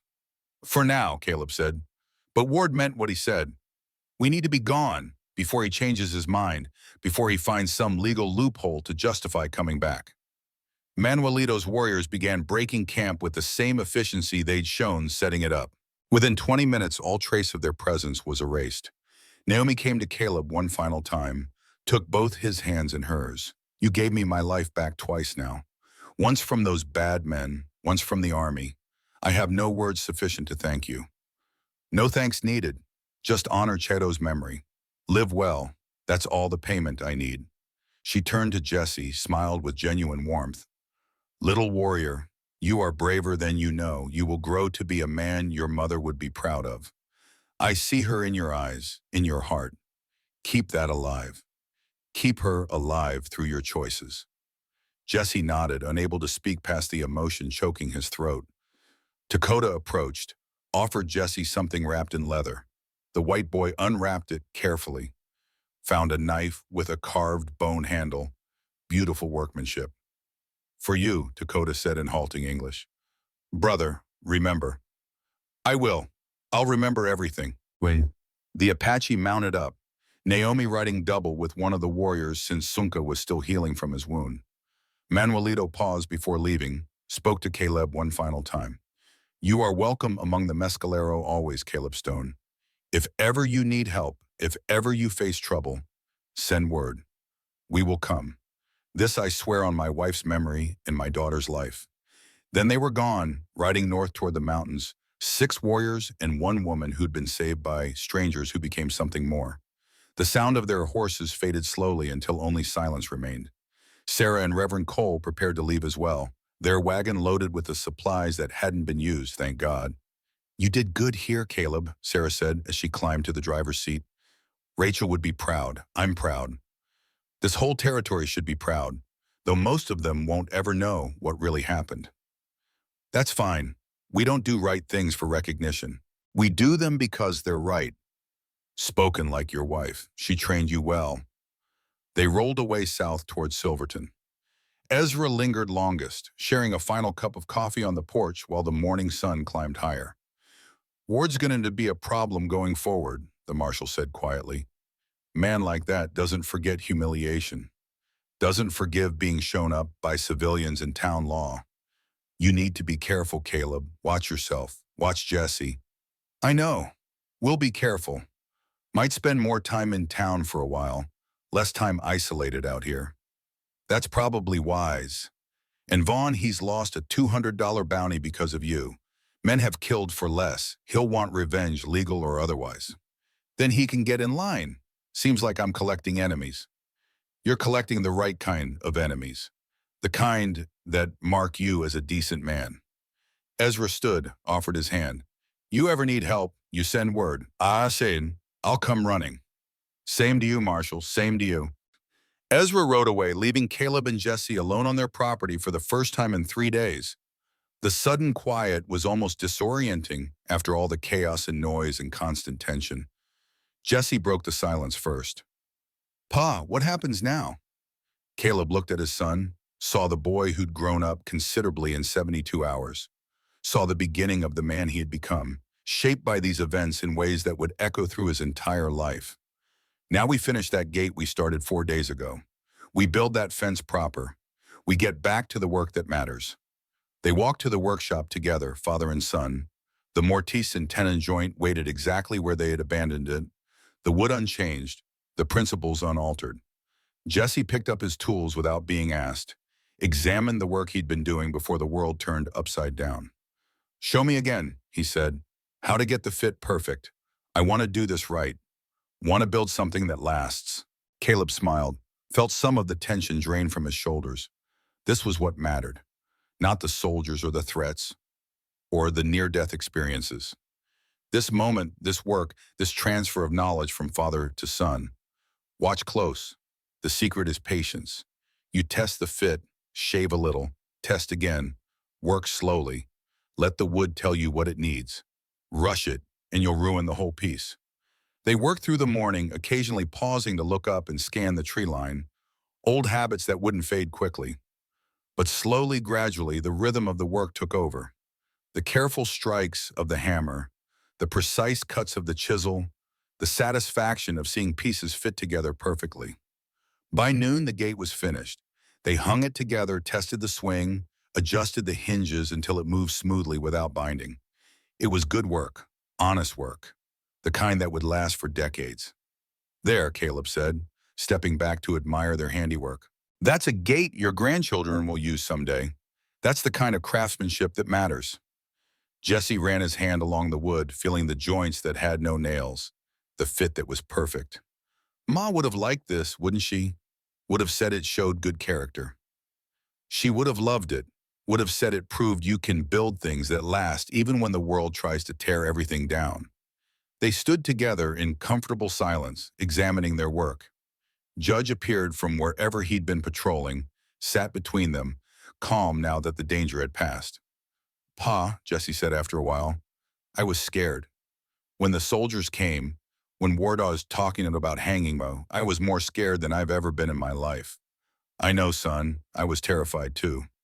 But you didn't show it. You stayed calm, stayed strong. How'd you do that? Caleb considered the question carefully. Being scared and acting brave aren't opposites, Jesse. They're the same thing happening at once. Courage isn't not being afraid. Courage is being absolutely terrified and doing the right thing anyway. Your ma taught me that. She was scared of dying, scared of leaving us alone, but she faced it with grace and strength because she knew we'd be watching, learning how to face our own hard times by watching how she faced hers. Jesse nodded slowly, absorbing this wisdom. I want to be like that, like her, like you. Want to be the kind of man who does right even when it's hard. Then you're already halfway there. Wanting to be that kind of man is the first step. The rest is just practice and choosing right over easy every single day for the rest of your life. The afternoon stretched ahead of them, peaceful and ordinary. They had fence work to finish, tools to clean and store properly, a cabin to restore to normal after days of being an armed camp. Simple work, honest work, the kind that gave life meaning and structure. As they worked, Caleb found himself thinking about the people who'd stood with him. Ezra risking his career to send that telegram, to face down Ward with nothing but a piece of paper and righteous fury. Sarah bringing supplies and support when she could have stayed safe in town. Reverend Cole offering to negotiate to place his elderly body between soldiers and civilians. Manuelito trusting a white man based on nothing more than a dead friend's memory. And Jesse, his 12-year-old son, staying calm in the root cellar, trusting his father to handle things. Being brave when every instinct must have screamed to run or panic. Rachel had been right about people. Most of them were good when it mattered. Most of them would stand up for what was right if someone gave them the chance. The world was full of Wards and Vaughns, men who chose cruelty and greed, but it was also full of people who chose better. "Pa, you think we'll see Naomi again?" Jesse asked as they worked on a section of fence that needed replacing. "Maybe, if her people settle nearby, if circumstances bring us together. But even if we don't, we'll always have these few days. The memory of doing something right, of standing for something that mattered. That's worth more than gold, son. Those are the memories you carry your whole life. I'm going to remember Dakota, how he taught me to read tracks better, how we worked together even though we couldn't really talk to each other. Good, hold on to that. Remember that courage and honor don't speak just one language, don't belong to just one people. They're universal. They cross every boundary humans try to create." Evening came with the kind of spectacular sunset that made the whole sky burn gold and crimson. They finished their work, stored their tools properly, made dinner together.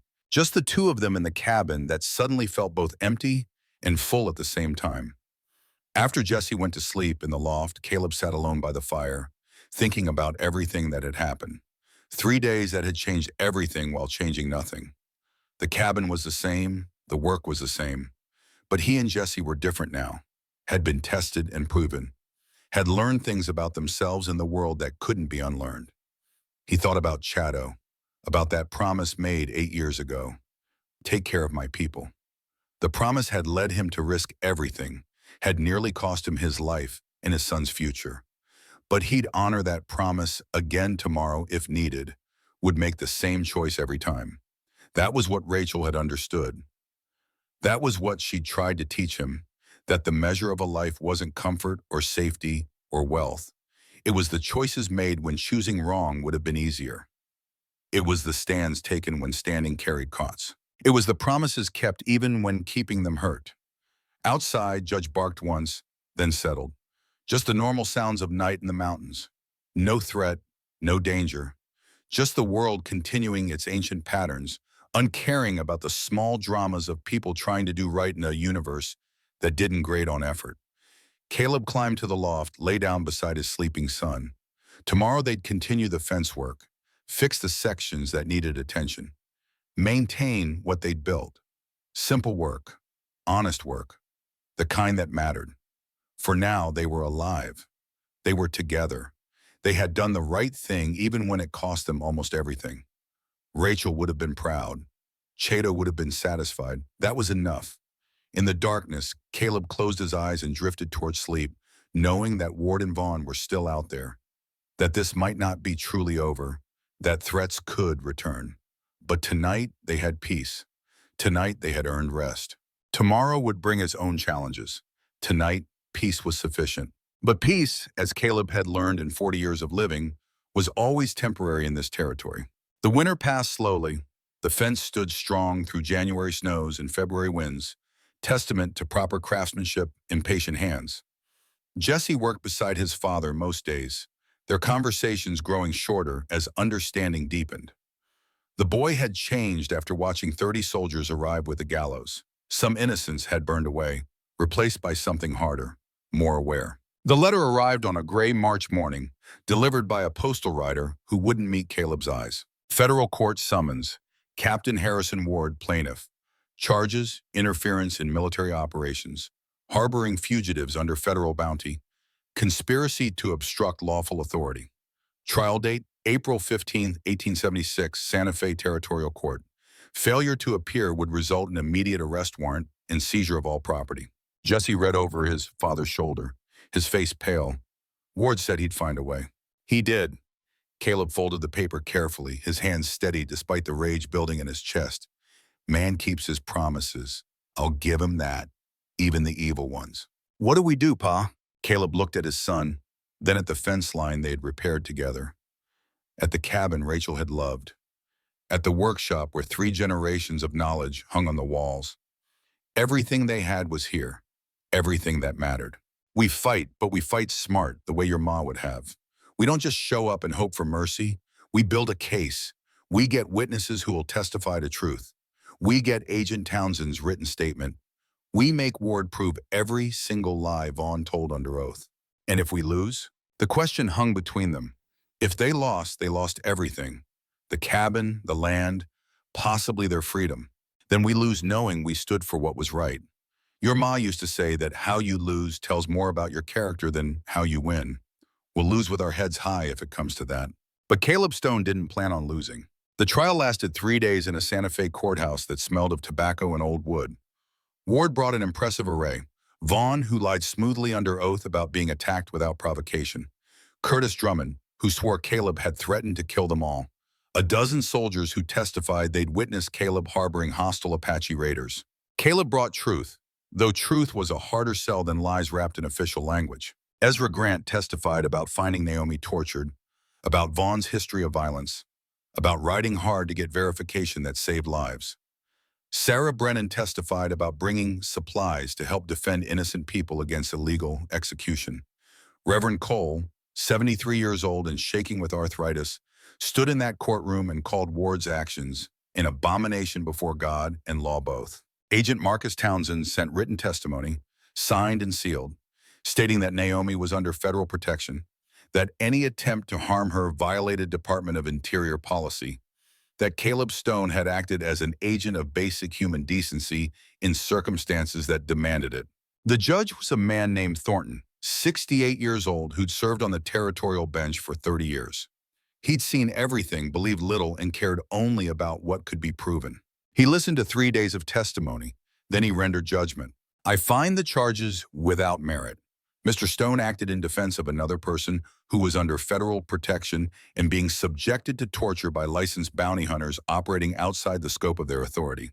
His actions were justified under both territorial law and basic human rights. All charges dismissed. He turned to Ward, his voice going cold. Captain Ward, you have wasted this court's time with charges that any competent officer would have known were baseless. You are fortunate I don't hold you in contempt. Consider yourself censured. Now get out of my courtroom. Then he addressed Vaughn directly. Mr. Vaughn, I am referring your testimony to the territorial prosecutor for investigation of perjury. If you lied under oath in my court, you will spend the next 5 years breaking rocks in Yuma prison. I suggest you find yourself a very good lawyer. Ward's face as he left the courtroom was a mask of barely controlled fury. His eyes, when they met Caleb's, promised that this wasn't over, not by a long measure. But for today, they'd won. 5 years later, spring 1881, Jesse Stone, 17 years old now, and standing 6 feet tall, worked the fence line with the same careful attention his father had taught him. The gate Caleb had built in November of 1875 still swung true. The mortise and tenon joints still tight after 6 winters. Good work, built proper, lasted exactly like Pa had promised. A rider approached from the north, moving at an easy pace. Jesse recognized her before she was close enough to call out. Some things you didn't forget even after 5 years. Naomi sat her horse with the same natural grace he remembered, though she was a woman fully grown now, 29 or 30, wearing traditional Apache dress and a silver belt that caught the morning sun. The Appaloosa she rode moved with Sunka's distinctive gait. His son, maybe, or grandson. Little warrior, she said, smiling as she dismounted, though not so little anymore. Naomi. Jesse found his voice tight with emotion he hadn't expected. It's good to see you. Really good. She looked around the property, taking in the well-maintained buildings, the straight fence lines, the workshop with its door standing open. Your father, I had hoped to see him, to thank him properly for all he did. Jesse's throat closed. He'd known this moment would come eventually, had practiced the words, but they still hurt to say. 2 years ago this past winter, his heart gave out one morning while we were working on the barn roof. Quick, painless, the doctor said. He's buried up on the hill next to Ma, where he wanted to be. Grief flickered across Naomi's face, genuine and deep. I am so sorry, Jesse. I wanted to thank him and one more time. To tell him that my people found good land near the Rudoso, that we are surviving, that his promise to Chato continues to echo through our lives. He knew. Before he died, he told me the fence would speak for him after he was gone. Said that's how men like him continue, through the work that remains and the sons who remember. Naomi walked to the gate, ran her hand along the wood, felt the perfect joints that required no nails. He taught you well, everything he knew, everything that matters. How to build things that last. How to keep promises even when they cost you to everything. How to see that honor doesn't have a color or a language. She pulled something from her saddlebag. The photograph, Chato and young Naomi, the one they'd shared that first night in the cabin. The edges were worn now, handled often. For you, to remember that promises kept echo through generations, that what your father did mattered beyond his lifetime. Jesse took it carefully, the weight of it somehow heavier than paper should be. I have a son now, Thomas, 2 years old. When he's old enough, I'll teach him about the fence, about Chato, about doing right even when the law says otherwise. Then Caleb Stone is not truly gone. He lives in the work, in the teaching, in the choices you make every day. She mounted her horse, settled into the saddle. If you ever need help, Jesse Stone, send word to the Mescalero near Ruidoso. We remember. We will always remember. Same to you. If you ever need anything, you know where to find us. She rode away north, disappearing into the pine forest the way her people always had, leaving Jesse standing at the fence his father built. He looked at the photograph in his hands, at Chato's face, at young Naomi's eyes that held the same strength they held now. Inside the cabin, his wife Mary called that dinner was ready. His son Thomas laughed at something only 2-year-olds found funny. Life continued, built on the foundation of choices made by people who came before. Jesse walked to the workshop, hung the photograph on the wall next to his father's tools. Someday Thomas would ask about it. Someday Jesse would tell him the whole story, about the woman who was tortured and the man who saved her, about promises made to the dying and kept by the living, about fences built proper that spoke for their builders long after voices went silent. The gate would stand for generations, testimony to craftsmanship and character both. Some things, built right with honest hands and honorable hearts, lasted forever.